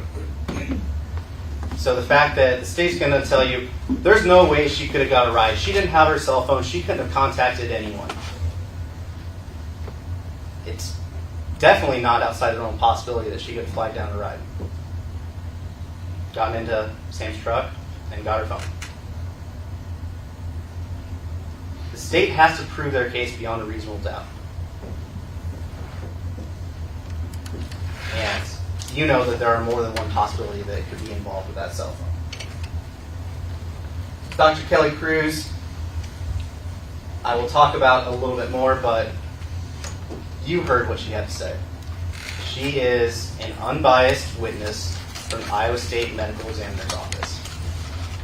She is obviously a younger doctor, but she is still a doctor. She is still board certified, the same board certification that Dr. Bodden has. Dr. Bodden was glowing in his review of her autopsy. Dr. Bodden said,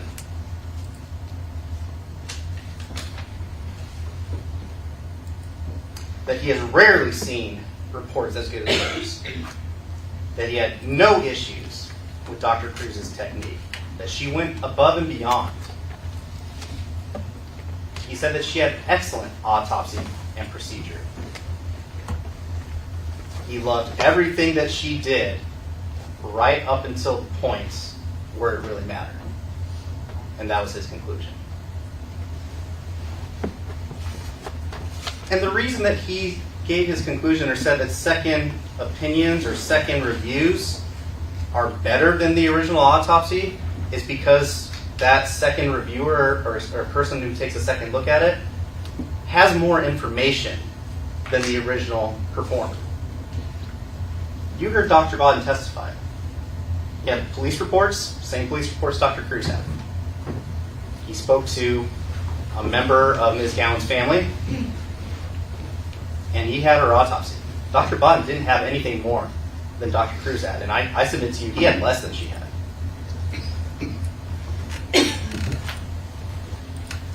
So that brings us to Dr. Bodden.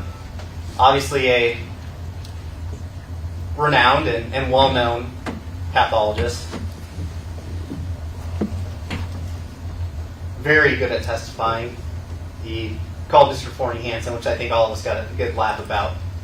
But all that aside, he was not here to take this case pro bono or for free. He was paid $8,500 a day, which he testified was a reasonable amount of money for someone like him. He was paid $17,000 to render this opinion. And do you think that Dr. Bodden would have been brought in if he had the same opinion or agreed with Dr. Cruz's opinion? Going along with Dr. Cruz's opinion, Defense Exhibit 100, which is in evidence, is the quality assurance report form that was signed off on by Dr. Jonathan Thompson, the Deputy Medical Examiner for the state of Iowa. He's been doing this, I believe she testified for 15 years. He reviewed everything that she did. You can look at the form yourself. Didn't find one thing wrong, didn't disagree with it. So when we're talking about second opinions and having someone else come in and review the it wasn't just Dr. Cruz. She had her quality assurance report signed off on. It's not just her conclusion that Dr. Bodden is calling the question. He's calling her to question the report as well. But we'll get into a little bit more about the pathologist later. Going along with some of the witnesses, and I think this is probably the best time to highlight some of the state's argument during their first portion. And that's something I'd also like to bring up, is this is the last time I'm going to be able to talk to you guys. After I sit down, Mr. Wilbur is going to have the opportunity to stand up and give you some more arguments. I don't get another chance after Mr. Wilbur to come up and argue against the points that he makes. So when Mr. Wilbur is up here speaking to you all, I would really appreciate it if you could maybe think about how would the defense attorney respond to that? How would Mr. Munger respond to the point that Mr. Wilbur is making? Because I won't have the opportunity to get up here and tell you the points that I disagree with Mr. Wilbur. So I just wanted to point that out before getting into that. But responding to the state's arguments about some of the other witnesses, there were some inconsistencies. So we have Justin Brammer said that Nicole reported Ilene missing on 2/13 at 9 p.m.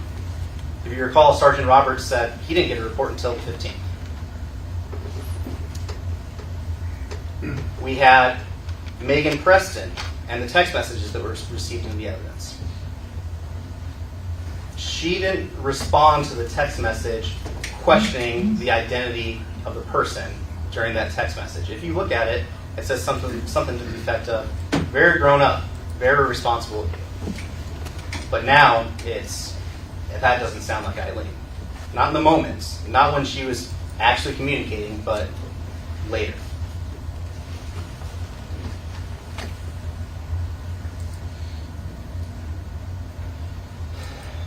There's been a lot of talk of this diamond stud earring as well. It is uncontroverted. There's no question that Mr. Brammer was arrested on February 24th for eluding, and he had a $500 cash bond on each count for a total of $1,000. He was bonded out for $1,000. So what do you do when you owe someone some money?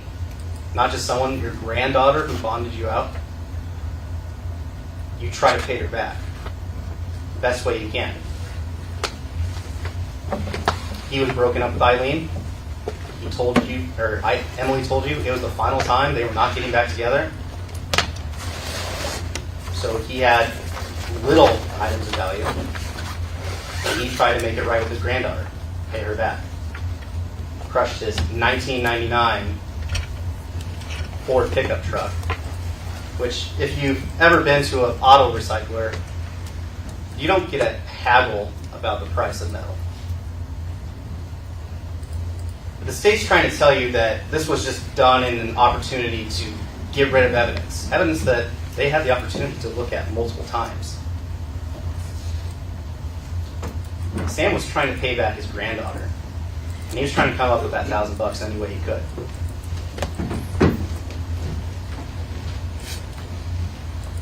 The state has also made comments during their arguments about insinuating, why would Sam drop off Ilene at her alleged rapist's house? You saw the video again, actually 2 more times. Sam said, I don't know if she's telling the truth or not. According to Nicole Skipper, it was a very unhealthy relationship. He doesn't know if she's telling the truth. He doesn't know what's going on. So the fact that the state is trying to argue to you that it makes no sense that Mr. Brammer would drop off Ilene at a rapist's house who had just raped her the night before, he didn't know. He does not know whether that's true or not. And he states that perfectly clear on the video.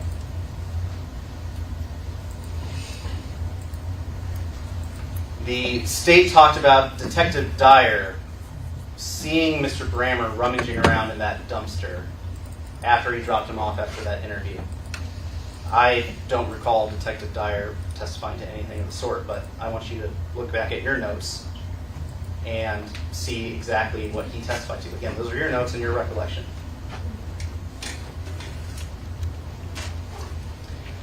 Speaking of the video that they brought up of Sam Brammer at his apartments, at the Cottonwood Apartments, the state makes a lot of argument that he's now taking the safe out of his truck in a black bag and tossing it in a dumpster. You know what you don't see in that video? You don't see Sam running to and from the dumpster looking like he's extremely frazzled, like he just did something extremely worrisome. He's moseying back and forth. There are kids walking by. Elementary school just got out. There are cars going in and out of the parking lot. don't you think that if he was destroying evidence, as the state said, that he might be trying to vigorously clean his truck instead of just moseying to the back, dropping something off, going back in, not in any real hurry, doesn't have cleaning supplies, doesn't have anything else?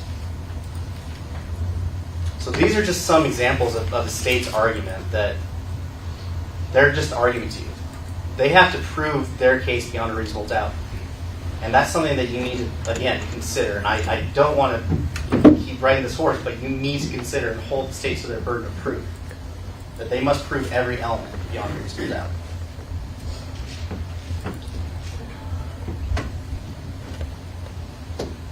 Talking about the eluding in the state's argument, that we don't see any smoke coming from that truck.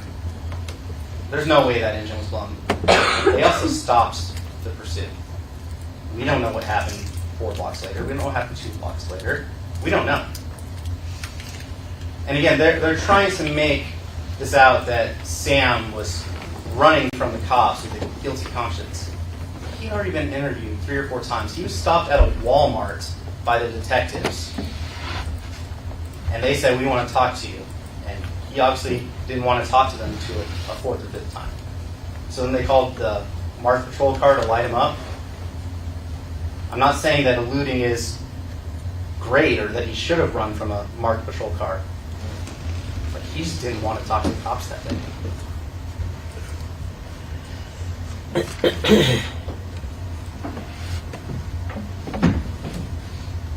Going to the what in this case. The investigation was led by Detective Brammer. He sat up here and testified for quite a long time. Now, again, in the jury instructions, you're allowed to consider the evidence, direct or circumstantial, but you're also allowed to consider lack of evidence.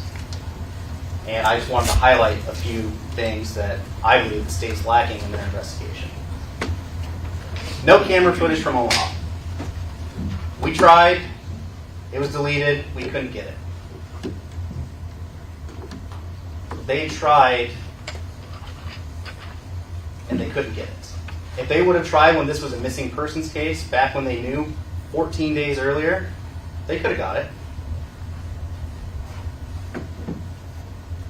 This is something that they could have got. The fact that they're saying, "Oh, it was deleted, it's not our fault." No, they could have gotten it weeks earlier, and they chose not to investigate that avenue. No follow-up with witnesses who saw Ilene on February 14th. Again, Sergeant Boldra sat up there and testified. He said he took a report from Caleb Moore, and that report was that Caleb Moore saw Ilene at a food pantry on 34th and Broadway on February 14th. We heard no testimony from Detective Brannigan that he followed up on that lead. We heard nothing else. Dr. Cruz sat up here and told you when she spoke with law enforcement, there are multiple reports that Ilene was seen on February 14th.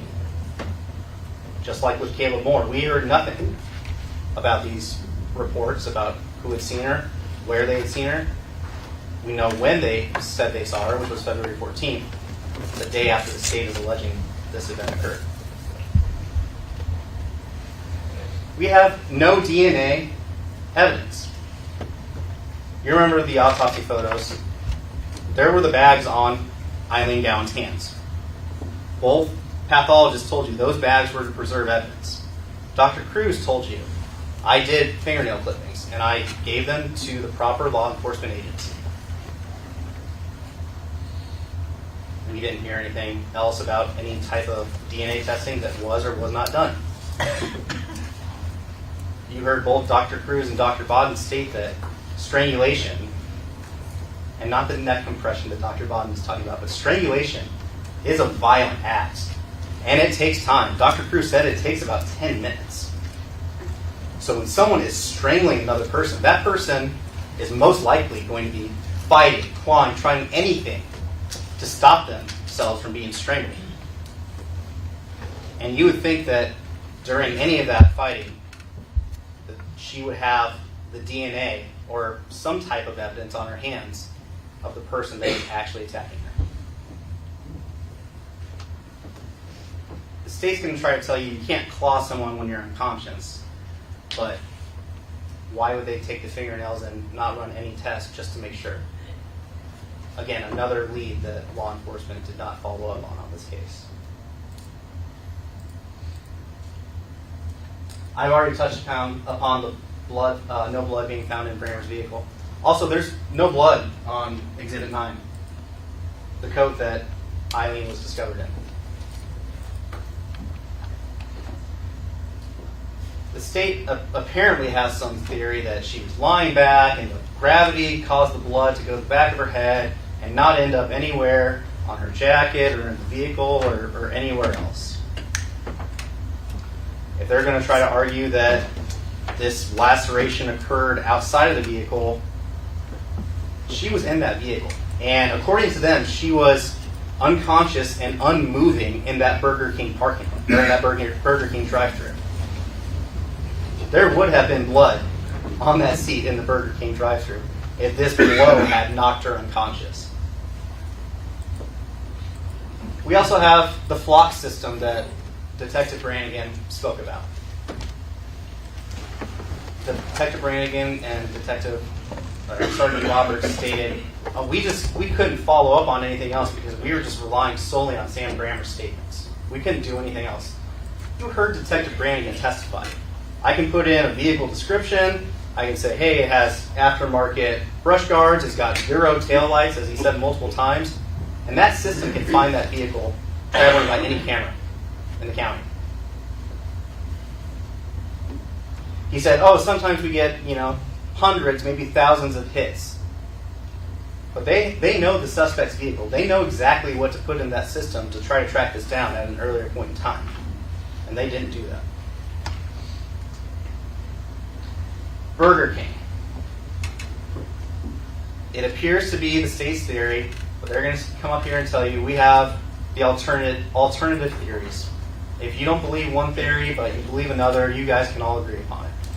But the state is trying to tell you that Ilene Gowan was unconscious, unmoving in the vehicle at the Burger King drive-thru. That Sam Brammer was breathing and heaving and just looking like he was about to pass out from exertion. You saw that video. You can see that video again. Look at the video. You can see Ilene's leg and maybe her arm, and the fact that her arm may be up on an armrest is an unnatural position. The fact that she's not moving is unnatural. She could have been asleep, but would it not have been nice to have heard from the Burger King employee who was in that video? He was kind of bopping around. He was having a good time at work. He wasn't screaming, "Oh my goodness, there's a dead lady in my drive-thru. Oh my goodness, there's a lady who just got the crap beat out of her in my drive-thru. She's bleeding from her head. She's got bruises all over her face. She's got a tooth knocked out." No. We didn't hear any of that.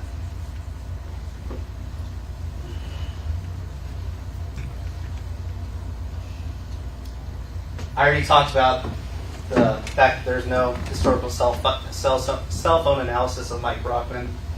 And again, defensive wounds.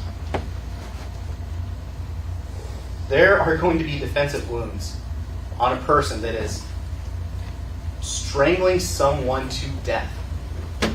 A person, the state is going to try to tell you that she was passed out. They have no proof that she was passed out or unconscious. There are going to be marks on someone, probably their arms, when they are trying to choke someone, because that person's not just going to roll over.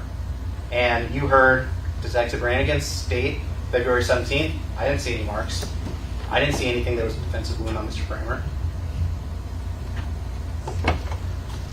So those are just some of the things I wanted to highlight that were missing in the investigation. But it's not an exhaustive list, ladies and gentlemen. And it's not Mr. Brammer's burden to prove to you that he did not commit this crime. It's the state's burden to prove to you beyond a reasonable doubt that he did.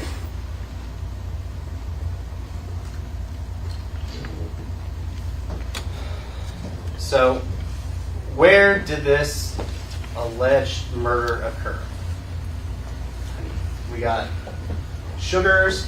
She's live at Sugars. We got Dudley Court. She's live at Dudley Court. Levi Carter Park.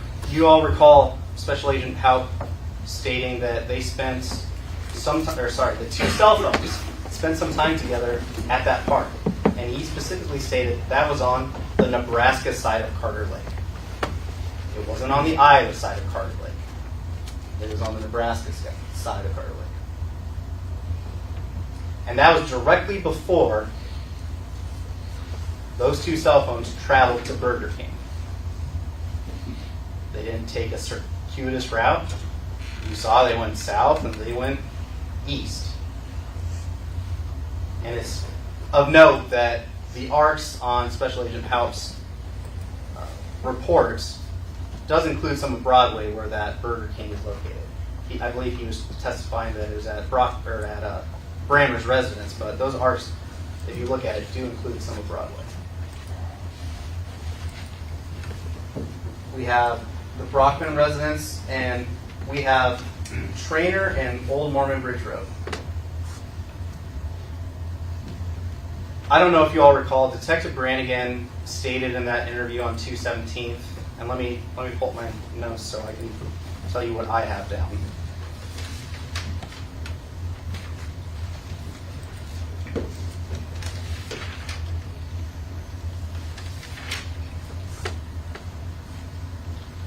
Detective Brannigan said, "You forget things, you know. I believe you, that people do forget things.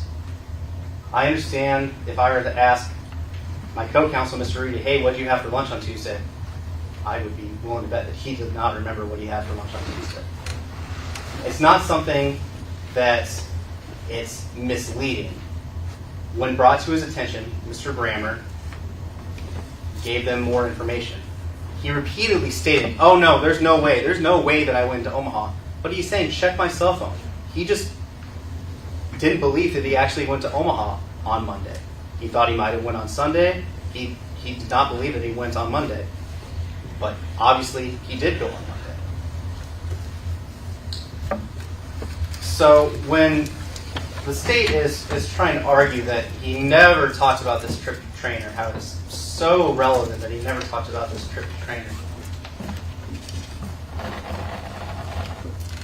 Ivan, 62 years old, Sam, 62 years old, he obviously drives around a lot. You saw the historical analysis. He just drives around a lot.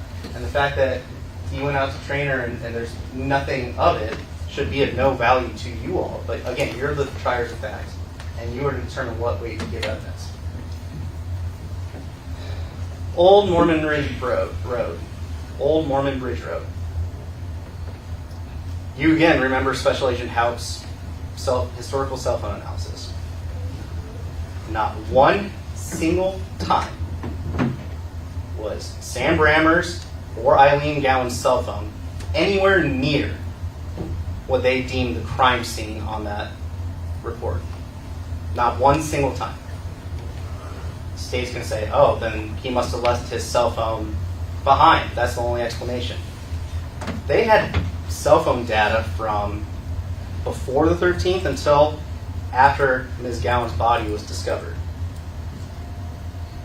If at any time Sam Brammer would have made the trip up either to dump Eileen's body, or you know how they say that people go back to the scene of the crime a lot, to go back, see if anyone had maybe seen her body, the state would have told you that his phone was up there. It wasn't.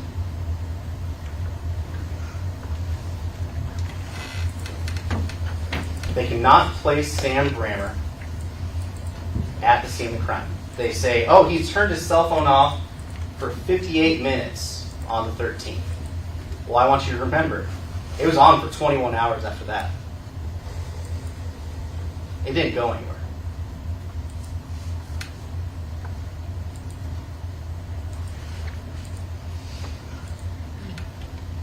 Again, I talked a lot about the 14th, but I believe the state is trying to make the argument that there is possibly maybe some testimony. I know Hadley Kava talked about the changing weather conditions and the fact that Eileen was discovered with snow on one of her legs or ice on one of her legs, that it had to have been on the 13th because it snowed late in the evening on the 13th or 14th or 15th. We don't have any testimony that tells you exactly when it rained, when it snowed. This is all just people's recollections. They took down the reports. We don't know exactly. I think there's a little bit of testimony, but it was an unseasonably warm and cold February in 2023. Temperature was changing a lot. If there's a shadow covering the lower half of Ms. Gowan's body, I'm sure that there would probably be some snow or ice left there, but we don't know. And they haven't, not only haven't they told us, they haven't proved to you that that was the case.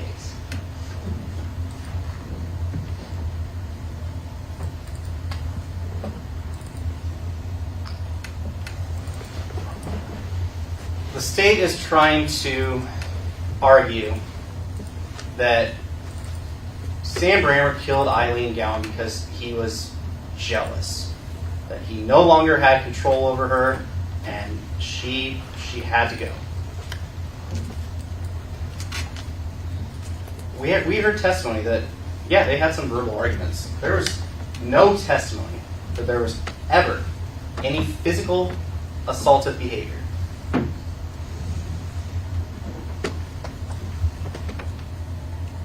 People argue, no one's perfect. But we don't have any history of assaultive behavior. Sam Brammer was the one who asked Ilene to move out of his and Emily's apartment. It wasn't the other way around. If this was Ilene kicking Sam out of her apartment, I would argue, yeah, sure, he was mad as heck that he just was made homeless. But it's not the other way around, ladies and gentlemen. He asked her to leave. He said he was done with Ilene. So the fact that the state is now trying to argue there's a jealous motivation behind all this, it just does not add up. It does not add up that after they break up, the state's trying to argue he pawned this sentimental diamond stud earring. They were broken up. You heard Sergeant Roberts state at one point to Mr. Brammer on one of the interviews, things are getting more dire by the day. People who go missing, they're not heard from a little bit. It's not outside of the realm of possibility that they're gone. And that can affect someone, whether they were done with the relationship or not. That can affect someone.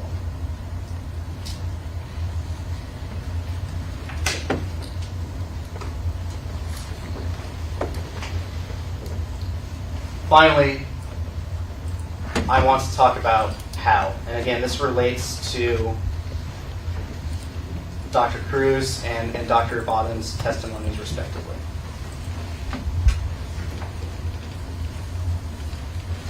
I'll start with Dr. Cruz. You have a report. You can go through her report as much as you want. You can rely on your notes. The main highlight is obviously manner of death. There are 5 manners. Or I'm sorry, yes, there are 5. I apologize. Manner of death, how she was killed. She doesn't know. Cause of death. Homicide, suicide, natural, accident, unknown. Those are the 5 options she has. She could have chose homicide if she believed there's enough evidence. She could have chose that someone killed Ilene Gowan.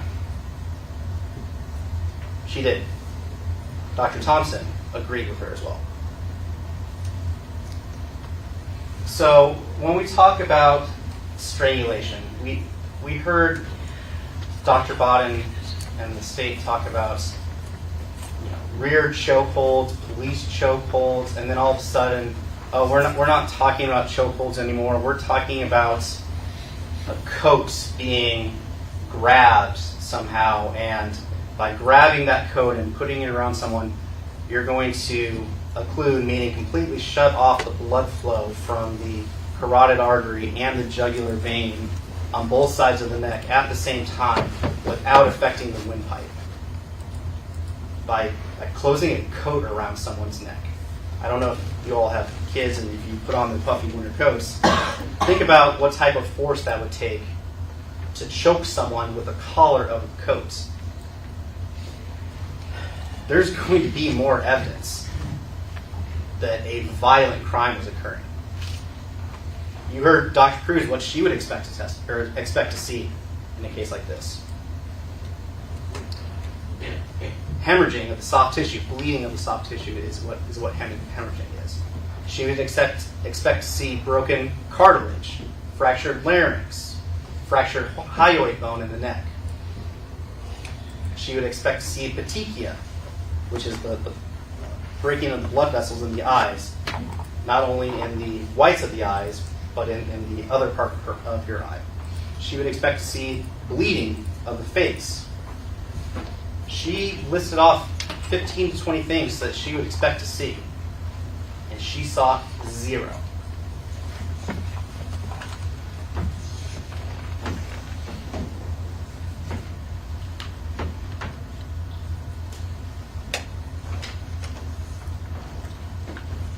Dr. Cruz told you she does not prefer to put undetermined as a cause of death on a certificate. It doesn't give closure.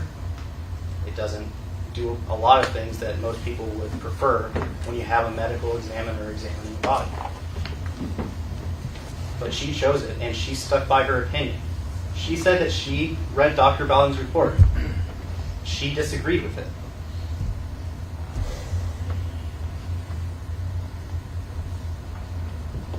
You, as the state said, are allowed to bring in your common sense and experience in this case. And not only are you allowed to do that, but the state has to prove to you beyond a reasonable doubt that this is what occurred. So taking your common sense and your everyday experience, wouldn't it make more sense for there to be evidence of injury when there's an actual strangulation rather than some mysterious puffy coat preventing any type of injuries, but cutting off 2 arteries, one artery on each side, 1 vein on each side at the same time without touching her windpipe, without breaking her larynx, without breaking her hyoid bone? You are allowed to bring in common sense. And one medical examiner from the state of Iowa said she doesn't know. She does not have enough information to determine. And that was signed off on by her boss.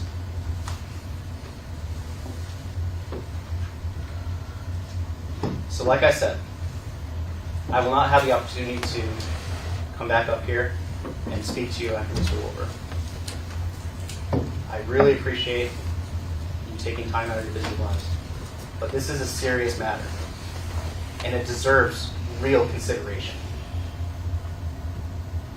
And when you go back in that jury room and you start your deliberations, you have to be firmly convinced that Sam Brammer committed these crimes.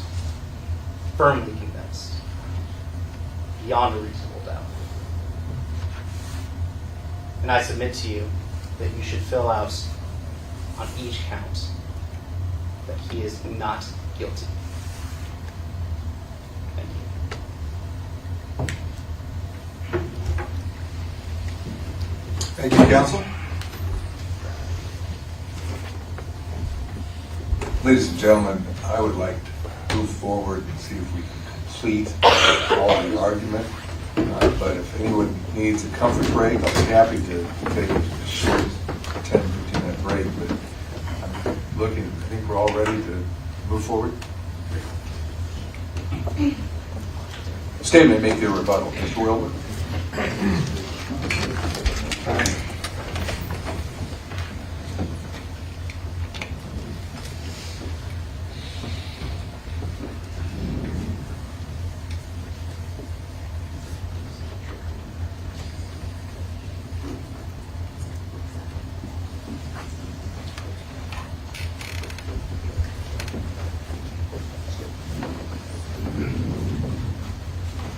Counsel.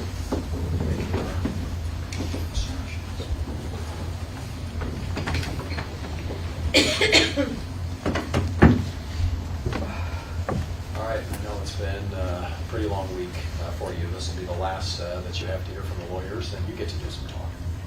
I want to start with sort of the who, what, when, where, why, and how. Since this is rebuttal, it's my chance to rebut their argument.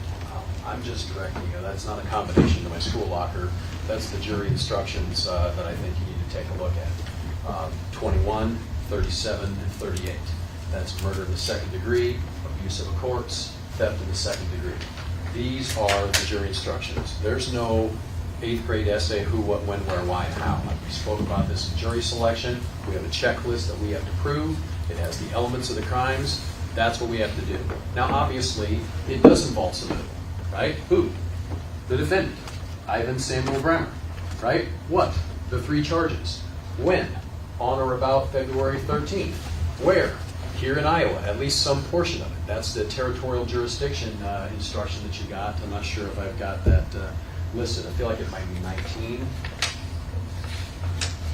And I'm right, 19, right? If an offense is committed wholly or in part in Iowa, then we have jurisdiction. So that's the where, right? Why? We don't always get to know the why. We can certainly guess, right? But that's not something we have to prove.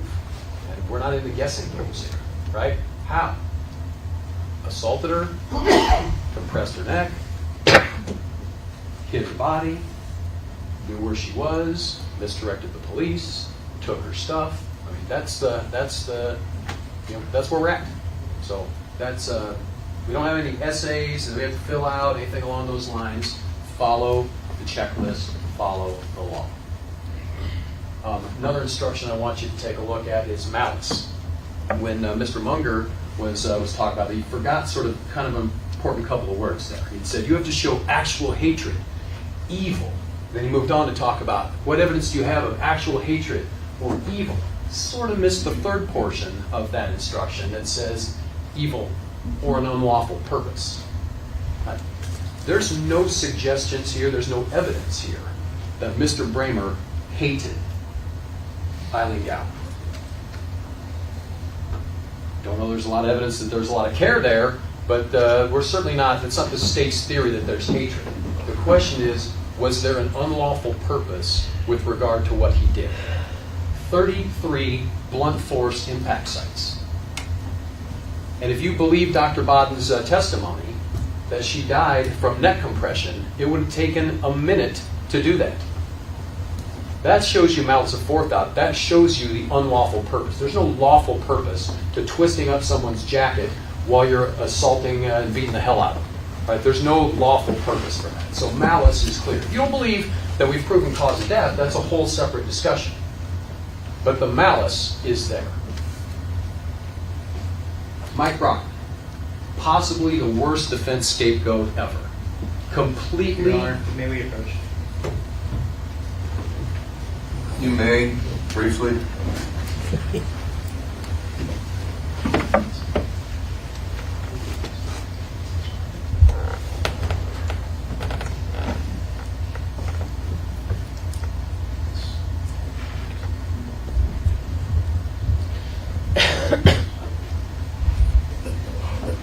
Worst defense scapegoat ever. This is a gentleman that actually has a landlady that stays at his house, that has barking dogs. He has a boss that keeps time codes. This isn't, it'd have been a better call to say random homeless person than to say person that works 50 hours a week and has a timesheet that shows that. They in fact tried to make the argument that he could have been gone for up to an hour. She said that would be very unusual. Right? His trips were 30 to 40 minutes. Supposedly the theory is that it's reasonable for you to believe that Mike Brockman, somebody that allowed this lady, he's a good Samaritan, that allows not even a friend, really an acquaintance that he'd seen a few times at the bar, he allows her to crash at his place for a weekend. Defendant, of course, wants you to believe that she's moved in with him one day after they've broken up. Right now, we've got somebody else involved in their life. Right? This is just a gentleman that is just trying to be a good Samaritan and give her a place to stay. But you could see, it sort of sounded like Sam Elliott, what's for dinner, right? He's just super cowboy, low voice, straight shooter.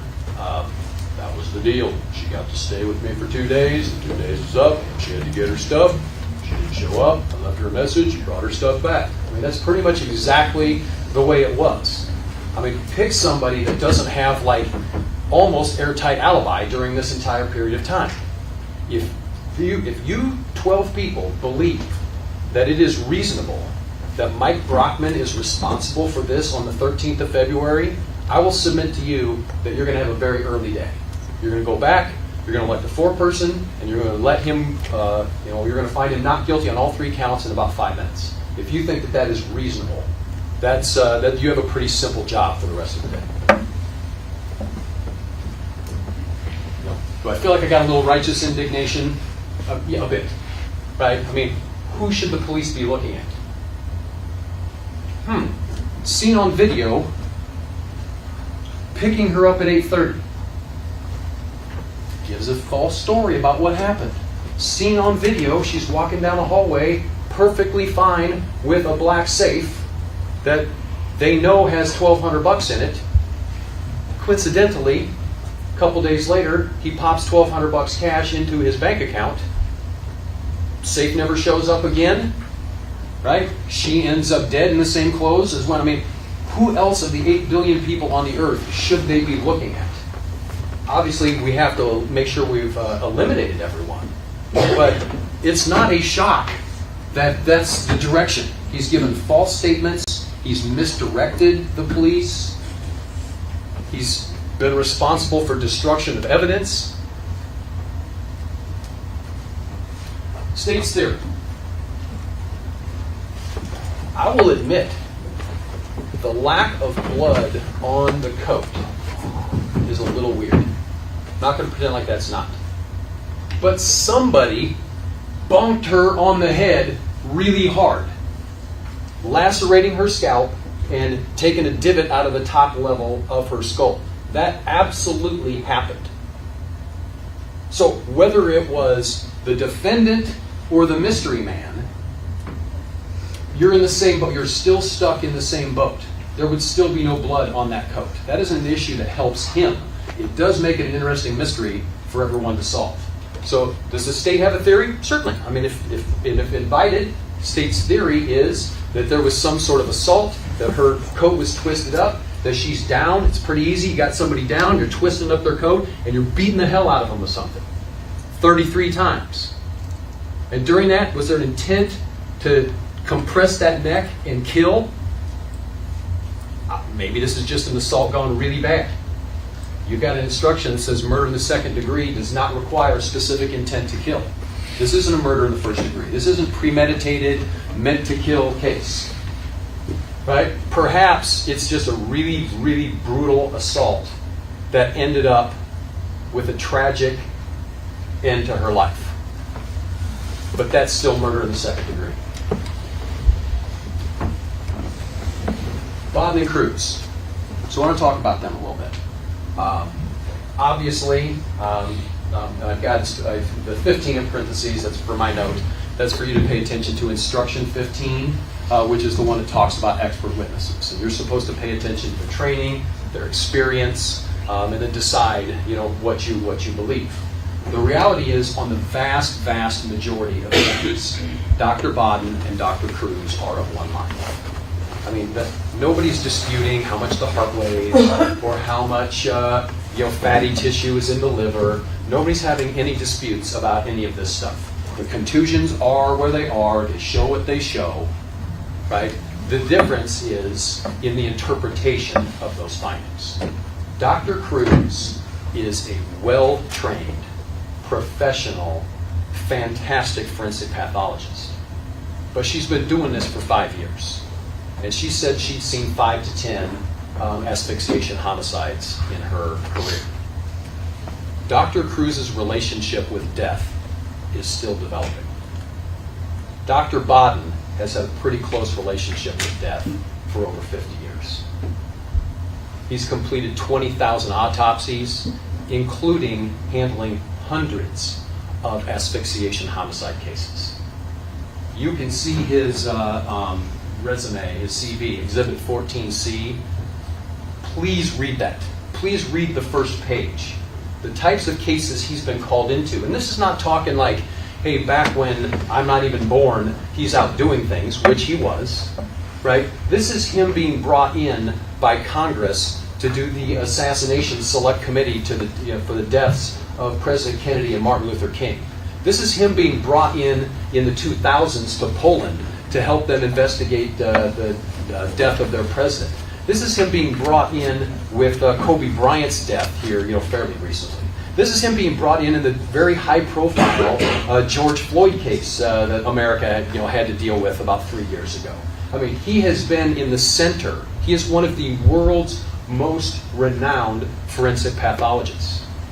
And a family's quest for justice, they were not going to accept that one person could, with one opinion, say that their mom, that their sister, that their daughter got no chance to have her case heard in court. And so they went out and they found one of the world's best.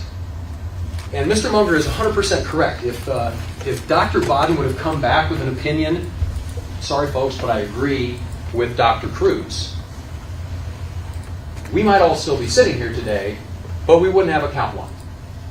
Right? We wouldn't be dealing with a murder of the second degree. Because if you've got no cause of death, that's sort of a tough case. Dr. Bodden has the experience.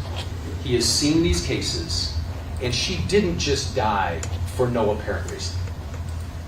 I mean, I'm not sure if the defense is, we don't know, she just coincidentally died right after this brutal assault, just happened to die. He has given you the mechanism, and there's physical evidence to support it. We've got the abrasion on the neck that looks just like a zipper. And even Dr. Cruz says, looks just like a zipper. That's why she's getting into the neck, looking at all those internal structures. But she's thinking strangulation. Just like the defense wants to try that case.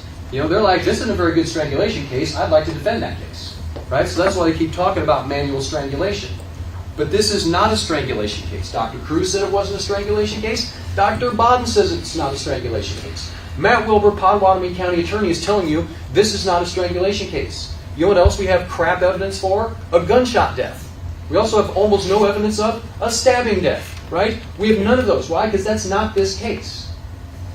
She died because she got brutally assaulted, and the vessels in her neck got occluded enough that it took her life. The Exhibit 100, I just want to talk the one exhibit that the defense put in.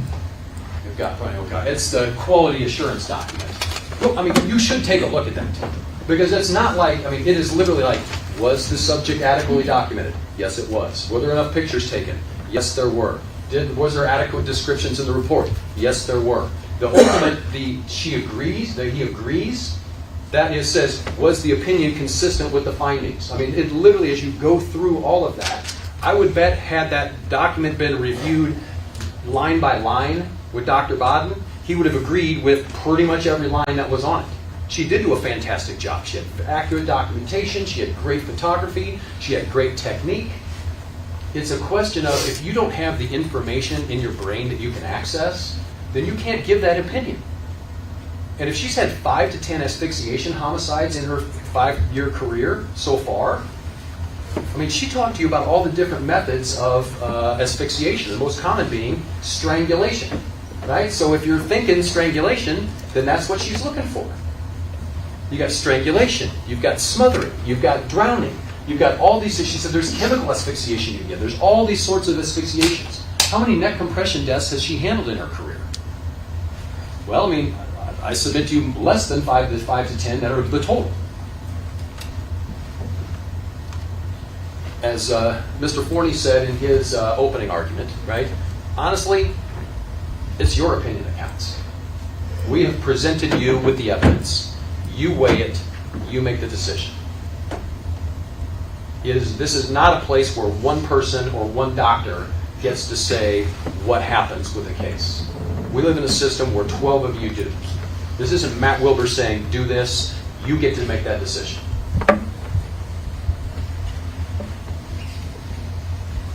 There are some unanswered questions in this case.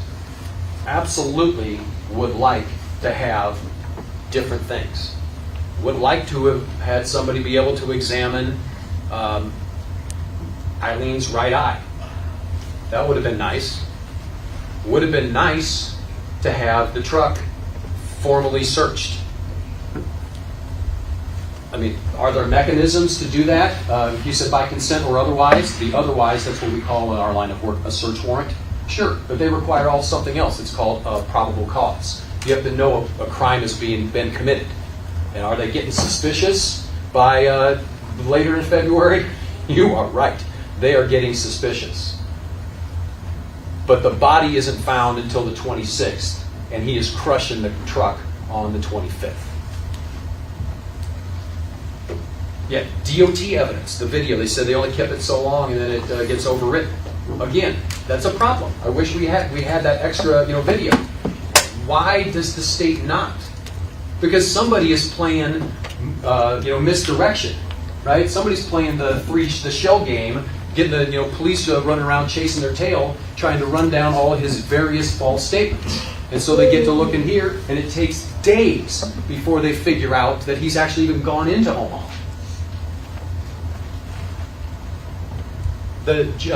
Sergeant Doty, when Mr. Munger said that the statements of officers aren't evidence, that's when they're interviewing the defendant. So I just want to make that clear. That was a little bit of a tricky statement.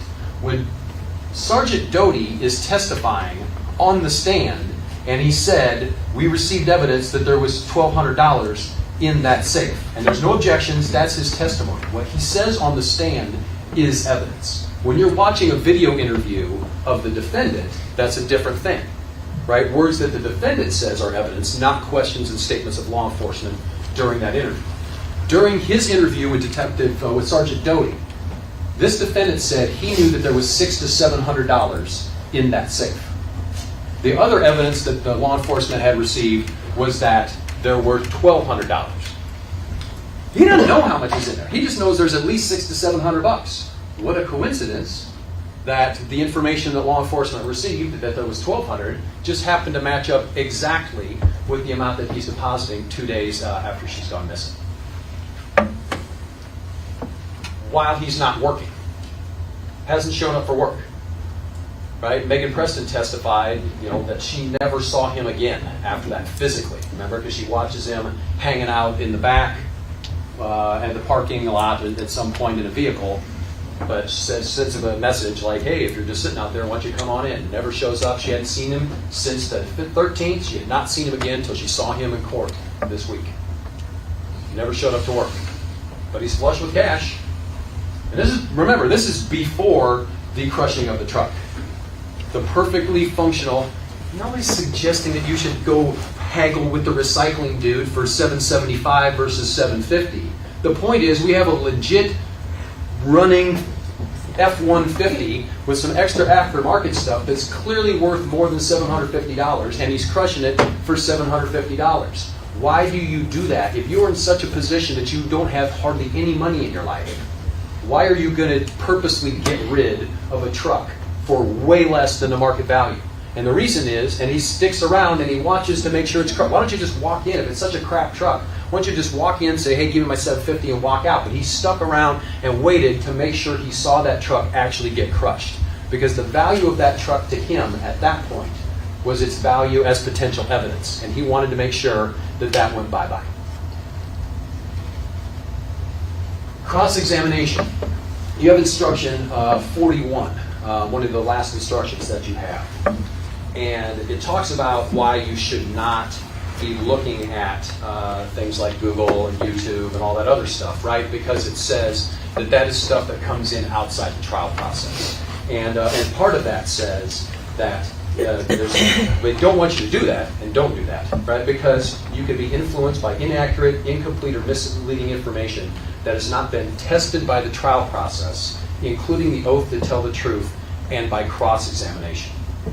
Cross-examination is the method that we use in the American justice system to test for truth. It's supposed to give you the best evidence you can. Even Dr. Bodness, he's getting in the hot seat with Mr. Reedy, right? And he's like, I'm sure you probably don't like my aggressive crossing. I expect it. That's the system, right? That's your job. You're supposed to be very aggressive with me because that's how you, the jury, get to know the truth, right? What it's not supposed to be is a gotcha tool, right? Like this. You don't even know what the standard is for reasonable degree of medical certainty in Iowa, do you, doctor? Because that's a trick question because there is none. because you heard Dr. Cruz. I'm certainly arguing. Excuse me. The objection is overruled. The jury is again instructed to rely on your own recollection as to what was stated. And at this point, Counsel, Mr. Wilbur, I'd ask you to move on. I'm going to move on to what Dr. Cruz said. That he asked her, what is the standard for reasonable degree of medical certainty? And you know what her quote was? It's person dependent. It really is based on my training and experience. There is no number, right? So that's a gotcha. Yeah, that's a question that had no possible answer for him to answer correctly. He's like, I don't know what the standard is. Like, well, there's a good reason you wouldn't, Doc, because there's none. It's person dependent. He told you what his standard was. He wants to be 95 to 99% sure on his opinion, right? You never got that number out of Dr. Cruz. She just said, it's whatever I feel comfortable with. But her specific exact quote was, it is person dependent. That's what I'm talking about with gotcha cross, right? That didn't help you as a jury try to decide actually relevant information about helping you test for the truth. The other big sort of gotcha cross is missing in this case, right? We're hearing about this theory of like, why didn't they run down these 3 tips, right? What happened to these other 3 people? Why did they not ask Ted Roberts that, who was in charge of the missing person, right? They ask Ty Boldra about what happened. He's like, I don't know, I just get the tip and it gets passed up the chain. They ask Dr. Cruz, had you heard about this? Whatever happened with this? I don't know. But nobody knows. The person that knew that was actually the person running the missing persons investigation. They didn't want to ask him that question because he'd had answers for it, right? You've heard about this. There was no DNA testing done. You don't know that. What you know is that there's no DNA tests that are in evidence in this case because nobody asked a question of Detective Brannigan what was done, right? It was wait and then play gotcha. That's not helpful to you. This is a big case, folks. You need to be, I understand there's a job to do. There's a client that... You may.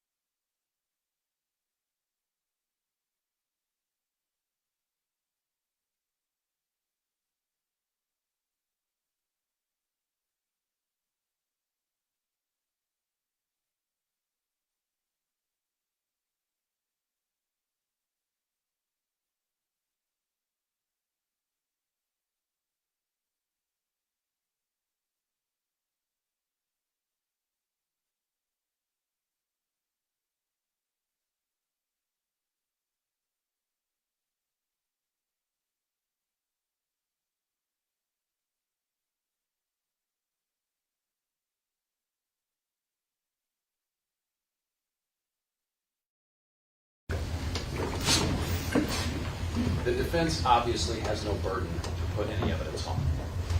But when they make an argument, they are subject to the same credibility determinations as anything that the state says. They don't have to put on any evidence. They don't have to ask a question. They don't have to do that for any particular witness. But when they stand up here and ask a question of why you don't have that evidence, when they have chosen to go a different route,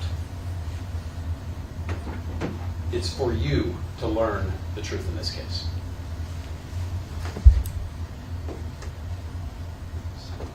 Okay.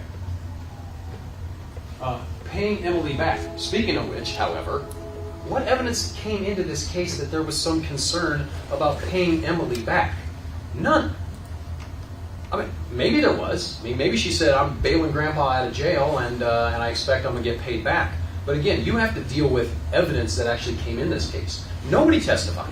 Emily never said anything about that she expected that she was getting paid back, or I was pressing Grandpa, I'm like, I really could use that $500 or $1,000 or however much it was.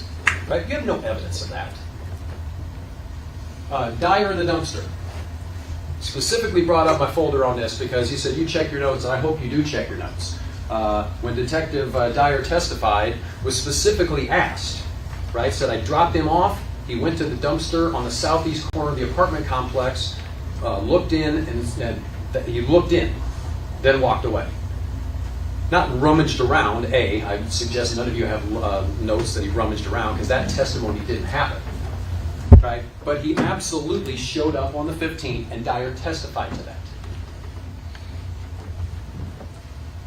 This time was different. Right? That's what the suggestion for the state is why this tumultuous up and down relationship, this rocky road, this on and off again situation, this time was different. As Emily said, as Emily told us, the defendant told her, this time it's final.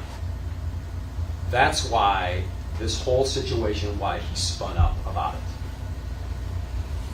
Pattern of life is something that we look at when you're trying to find the when. When do we know someone is really no longer on the earth? Well, I mean, obviously when you find their dead body on the 26th, pretty good. But her pattern of life ended on the 13th. The last time anyone spoke to her, heard her voice, on the phone or in person, was on the 13th. You have no evidence that anyone on this entire planet ever heard her speak again after mid to late morning on the 13th. We have a text message that was sent. I would submit to you, while it's riding shotgun with the defendant, right? Submit to you it's more reasonable he's the one that's sending that text message. But certainly nobody heard her voice. Her daughter, you got a lot of family members here, right? Her daughter talked to her mom every day. Nothing. The CASTA agent said there were over 200 contacts early on between these two. After this date, after the 13th, 2. And again, those are texts going out. There's no conversations, 2. Because he has no need to communicate with her because he knows she's dead. So we call pattern of life, pattern of absence of life. You don't have a single bank transaction, human interaction, nothing. Because her life has ceased to exist. This is just too coincidental also to be a coincidence. I don't want to put this up on the big screen. This is Exhibit 8A. Right, this is the autopsy. And I say this is too coincidental to be a coincidence because isn't it coincidental that we have a zipper mark right next to, what's that thing right there? Oh, that looks like a zipper. Right? That's what we're dealing with right there. Right? A zipper right next to the injury on her body that sure looks like, and you'll get this, you'll get a chance to go back. You obviously have seen a lot more zoomed in ones. But this one's got the coat and the zipper right next to each other. What a coincidence. I mean, it's not like a really weird comparison to hold up that jacket, take a look at it, take a look at what's on her neck and say, looks pretty coincidental. Just sort of one of the final things about the phones, because Mr. Munger is correct. We don't have any evidence that, other than her dead body and the same clothes that she was found in when she was with him, we don't have any evidence of him traveling to that location because phones don't transmit when they're off. And we've already learned that he knows how to do that. Right? Hours at a time, those are off. This is not a location that is miles and miles away. This is Crescent, Iowa. This is just halfway between the interstate and Crescent. This is a 10-15 minute drive. Phone off, zip up, dump a body, come back, phone on, back at my apartment. It's all the time it takes. Half hour.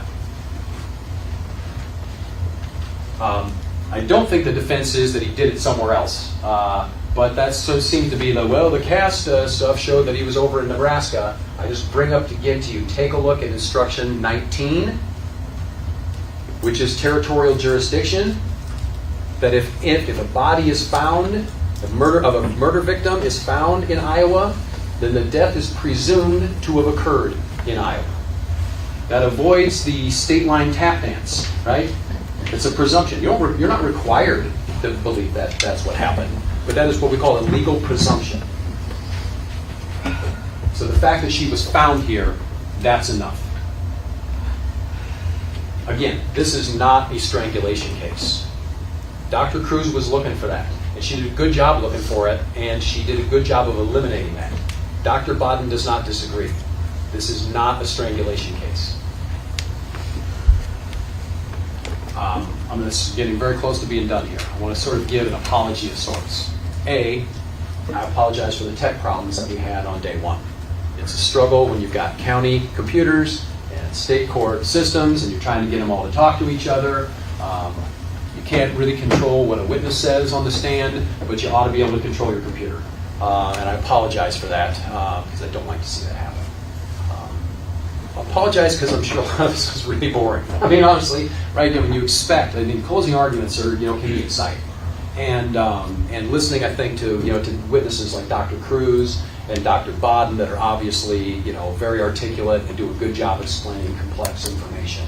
But this is not like TV. You got to sit through days of pretty drudgery work, and I apologize that you had to do that. Sorry. Lose my voice. I don't apologize for putting in the evidence that we did, because we're going to give you the good, the bad, and the ugly. That's our job. Then you got to make a choice. This is a case where the defendant took 3 things. He took her life. He took her property, and then by dumping her in a ditch with some trash, he took her dignity. This is the time for justice. Mr. Brammer is presumed innocent and not guilty until the evidence establishes guilt beyond a reasonable doubt. This trial is over. The evidence is in. I would submit to you that we have overcome this presumption of innocence. Ilene was a mom, she's a grandma, daughter, sister,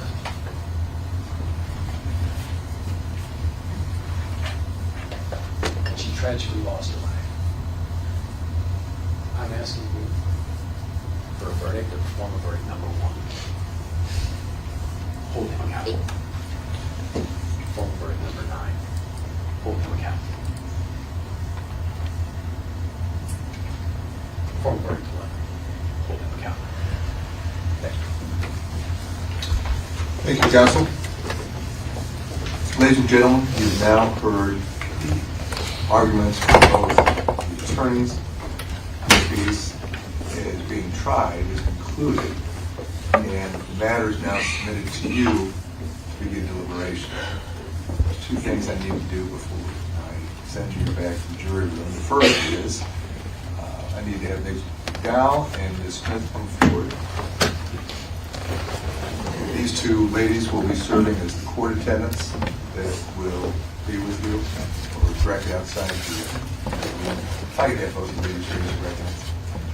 Do you swear or affirm that you will take and keep this jury together in their jury room and not allow any person to speak to or communicate with them, except to ask whether they have agreed upon their verdict, and not to communicate with them the state of their deliberations or the verdict agreed upon, until after the same shall have been declared and received by the court, or they be discharged by the court, and that the exhibits taken by you and delivered to the jury shall not be left unattended or tampered with until returned into open court? If so, say I will. I will. Thank you, ladies. The other item is you were called back on Monday, which seems quite a long time ago, during jury selection. May I interrupt you? Can we talk to Sam a minute? Talk about releasing the alternate, right? Yes.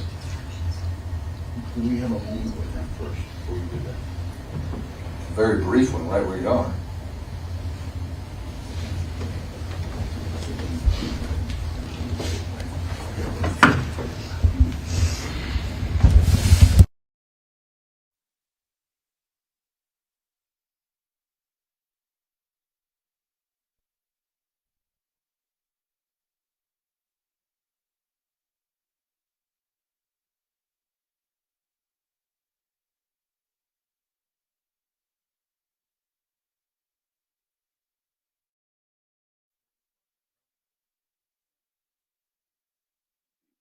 That would be a jury of 12 and one alternate.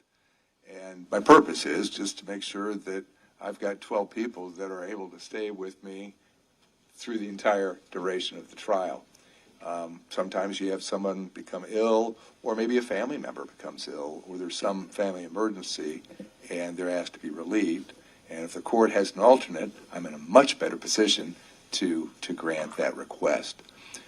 Fortunately, all of the 13 of you have remained healthy, and there's been no other family emergency, and I'm again fortunate that all of you could say and deliberate. But the law tells me it's a jury of 12 people. And so I'm going to announce and then release the alternate now. And I want this individual to know that before she leaves today, she needs to provide her cell number to Ms. McDowell or Ms. Smith, and I will personally call the individual when a verdict is returned and let them know what the verdict was. Our alternate is Michelle Mabbitt. So, Ms. Mabbitt, I thank you so much for spending the week in hearing this case. Again, as I stated on Monday, I think jury service is perhaps the best example of the rule of law at work in our society, but it only works when people like you spend a week out of your daily lives. And so again, on behalf of the court, thank you for your service. And don't forget to provide Claire or Olivia a number, and I'll call you. All right? And with that, Ms. McDowell, Ms. Smith, jury is in your hands. Have them back to the jury room.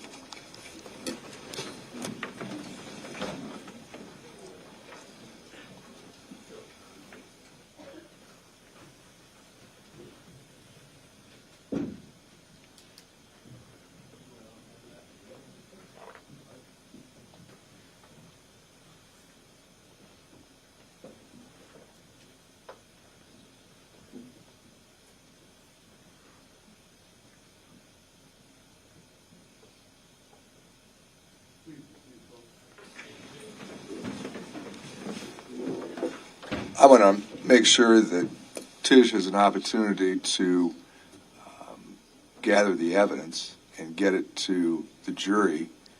And my thought is that it may, time-wise, be more efficient if I have you just back in chambers in 15 minutes to make some record. But I'm going to make some record on the most recent sidebars. If you'd rather do it right now, well, I'm fine with that, too. All right. Well, let's take care of it.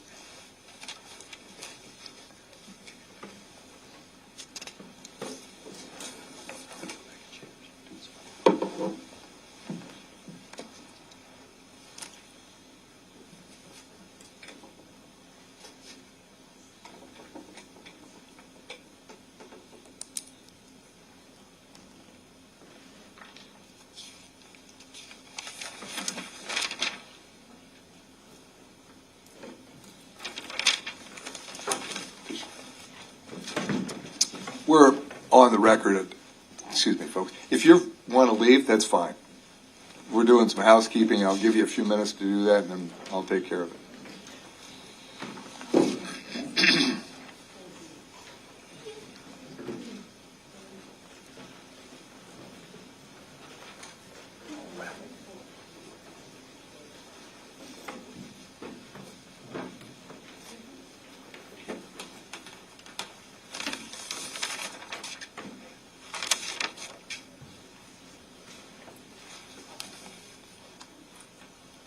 All right, back on the record.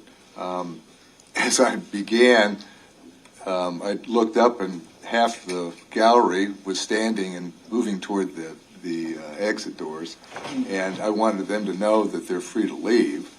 This is a public hearing, public trial, and so anyone that wishes to stay, they're free to stay, and some folks have remained. The court, again, wishes to make record on a number of objections during the rebuttal argument of Mr. Wilbur. there were two, and I'm going to take them separately. The first was in an argument by the state's attorney that the jury had heard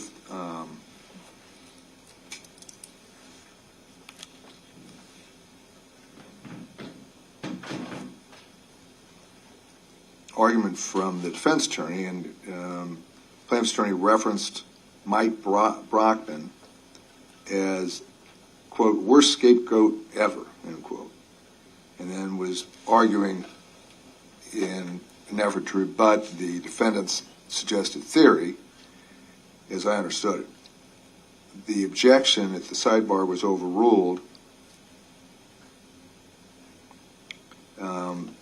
based on the fact that we do have evidence from the defendant's own statements during the trial referencing Mr. Brockman, and the court allowed the rebuttal argument.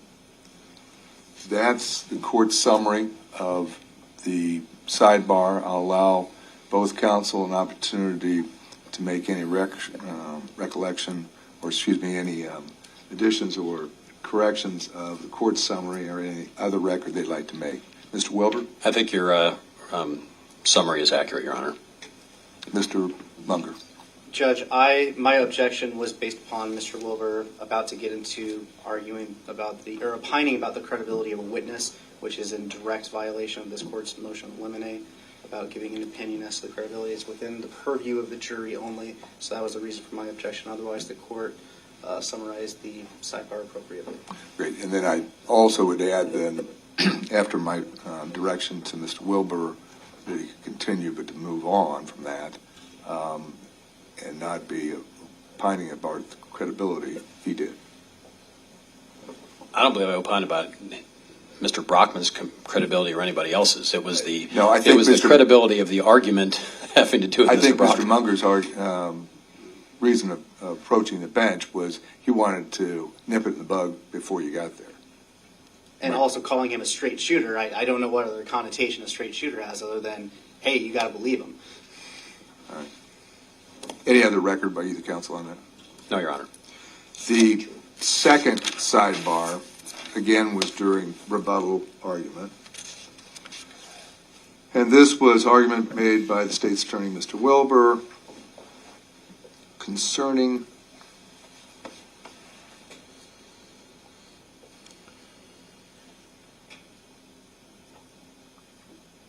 or revolved around defendant's cross-examination and his reference to instruction that cross-examination, as well as the entire trial process, are tools to reach the truth.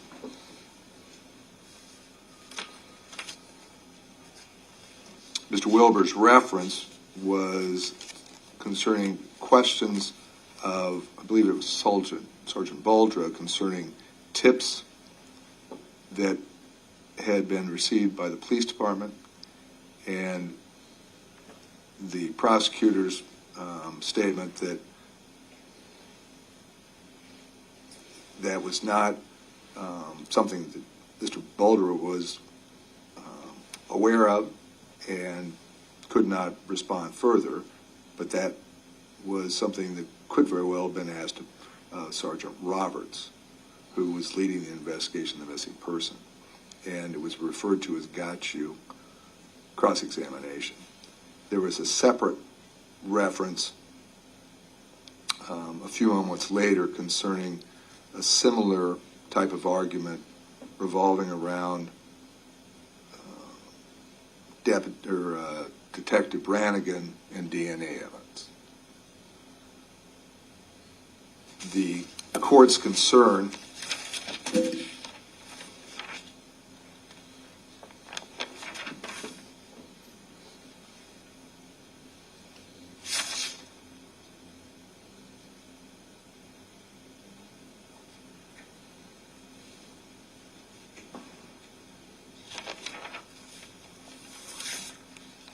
along with a number of matters was burden switching, and the court made clear to the state's attorney that he needed to make a statement that confirmed that the state has the only burden in this case, and the defendant has none. That's the court's summary of the sidebar. I'll allow the state's attorney and the defense to make any further record. Beginning with Mr. Wilbur, is that a fair and accurate summary of the sidebar? I think that's accurate, although I think there was one other, just to be fair, issue that Mr. Reedy was taking. That's when I said he was playing gotcha cross-examination with regard to there being a lack of a standard for reasonable degree of medical certainty, which Dr. Cruz had opined or had given the answer that it's actually person-dependent. So he was upset about 3 different statements of gotcha cross, but your summary of the sidebar is accurate. Do you want me to make further record now? Any record you have? Oh, I'd just say I believe that I was making fair comment on defense argument, and any commentary I made was invited by the defense. That's my position. Either defense counsel can respond. Judge, my position is that he has no right to say we had a duty to ask anything. What we choose to ask is our right. He cannot then say, but we should have asked. We should have done. We could have done. Any of those things are improper burden shifting to us. He does not have that right to say, we should have asked about the DNA. We should have asked about the fingernails. We should have done anything. Any one of those is improper. And it's not good enough for him to get to make the comments and then come and say, but it's our burden. He's already made the comments. He's made it to the jury of saying, well, what the hell? Why didn't they do something? He's already done that. That's the improper part, Judge. That's where he overstepped the bounds. And the court's final comment is that I overruled the objection, but did state to all counsel that I believed that the state's attorney was getting dangerously close to a burden switching, which was the argument from the defense counsel. I then directed the prosecutor to make clear in his argument that the state has the burden of proof. And as this jury has heard from me on at least 2 occasions, if not more, and are included in my instruction, that the state has the burden to prove everything in this case. And for all those reasons, the objections on both sidebars were overruled. Any other record needs to be made at this point? Maybe I'm just thinking housekeeping, Your Honor. I don't know if we have to do this on the record, but what's going back to the jury? How are we going to handle that? I know we had some brief discussions yesterday. My understanding is everything's going back except for the videos, but then we have to figure out a way if they request to watch those, how we're going to get that done. Is that your understanding, that we're going to keep the videos, or are we going to just send it all back and just don't give them a player unless they ask? I don't know if we ever clarified that. I do have a blank laptop back there. I know previously I haven't been able to plug in the flash drive to it. So there's nothing on my computer. So it's not the video. I don't think we have any evidence that's on a flash drive, though, do we? We certainly have everything that's in a video we have on the laptop. So there's no question that we could take, it wouldn't even take that long. We could do that for a flash drive. Option 2 is figure out an external DVD. Do we have an external DVD in the office at all? I have one in my bag. Yeah, so we could give them an external DVD player, and then they can just play the discs themselves. I think that's cleaner. Option number 2. I agree. I do too. I agree. If we have that external disk drive, then maybe the cleanest thing to do is provide them with everything now. Perfect. Claire, from what you're telling me, you did find a blank or a stripped down laptop. There's nothing on it. Correct. And is that in the jury room now? It is in the jury room, and I have it all set up to go. However, I do not think it plays DVDs. No, we have an external. We have an external, yeah. Okay. Almost no laptop. They don't have disk drives anymore like that, Okay. but And it should have a USB. Yes. You gotta talk one at a time. apologies. My turn. Sorry.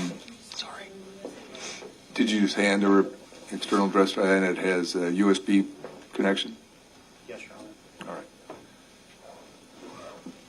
All right. All of the evidence will be going back with the jury at this point, and I don't have to worry about the jury sending a question out, asking me for access to the videos. And Claire, I don't think I'd do anything more than provide them with the evidence.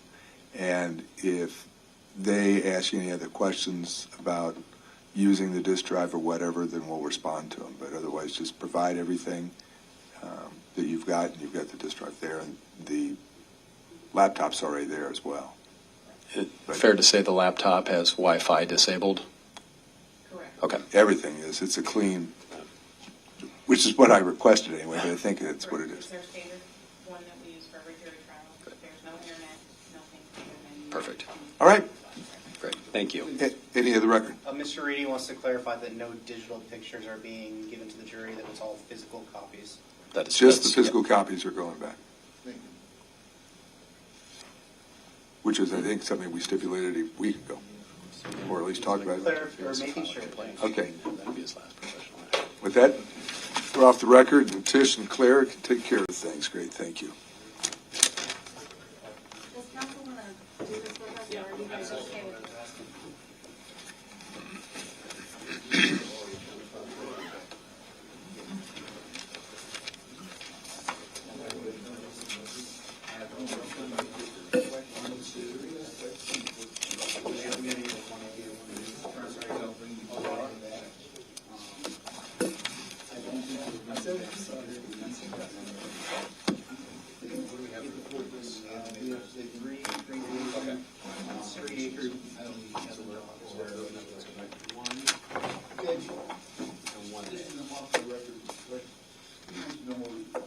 We don't need him to release the jury. If they get to 4:30 and you're gonna send them home, we're not bringing him back, right? No, Okay. not unless I get I'm a, telling them that. That's what I told him, but I just. not unless I get a request from counsel. Obviously, if we have a verdict before I release them for the weekend, then we'll wait. Claire or Libya? That's the original signed by me. Instructions.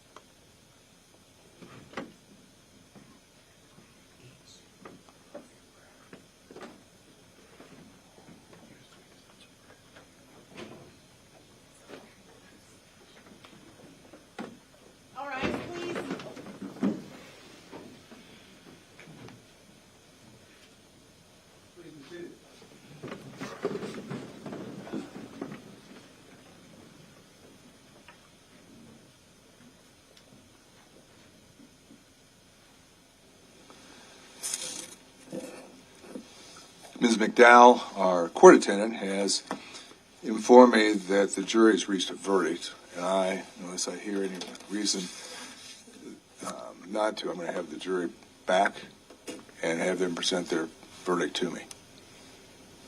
Go ahead and bring the jury back.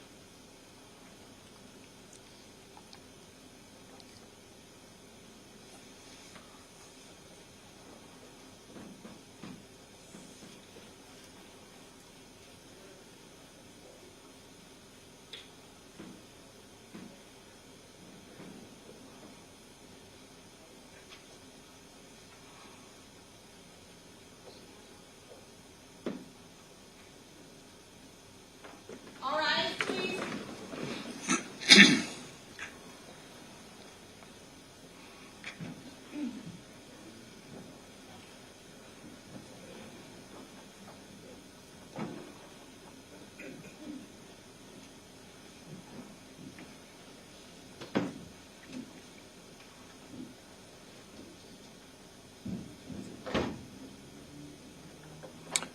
Please be seated, folks.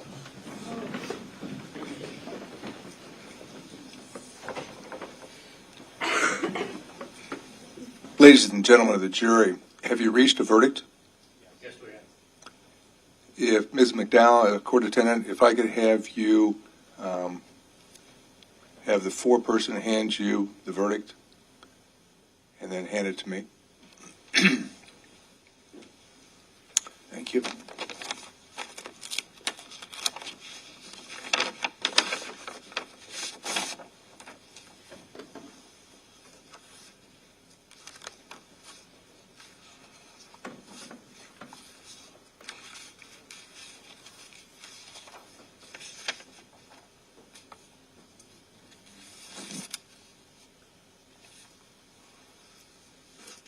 I'll have Mr. Brammer and his counsel stand, please.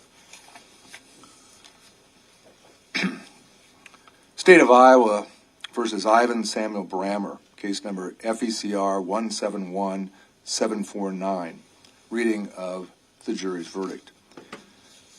Count one, form of verdict number one. We, the jury, find the defendant, Ivan Samuel Brammer, guilty of murder in the second degree. As to count two,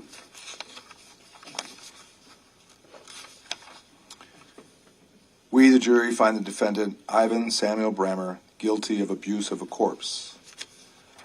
Count three, we, the jury, find the defendant, Ivan Samuel Brammer, guilty of theft and further find the value of the property taken by the defendant to be more than $1,500 but not more than $10,000. Each form of verdict properly signed by the foreperson. Please be seated. Ladies and gentlemen of the jury, I am going to do what we refer to as polling of the jury, which simply means I'm going to start with our foreman and ask a simple question, and all I need is a one-word response. And I'm going to then move to the foreperson's right and then to the back row and move along, all right? Mr. Foreman, is this your verdict? Yes, sir. Juror number two, is this your verdict? Juror number three, is this your verdict? Juror number four, is this your verdict? Yes, sir. Juror number five, is this your verdict? Yes, sir. Juror number six, is this your verdict? Yes, sir. Juror number 7, is this your verdict? Juror number 8, is this your verdict? Yes, sir. Juror number 9, is this your verdict? Yes. Juror 10, is this your verdict? Yes. Juror 11, is this your verdict? Yes, sir. And Juror 12, is this your verdict? Very well. Ladies and gentlemen, you're going to be released by me, I promise, momentarily, but I'm going to have you go with Ms. McDowell and Ms. Smith to your jury room, and I'll be with you in a few minutes. The jury is released. All right, please.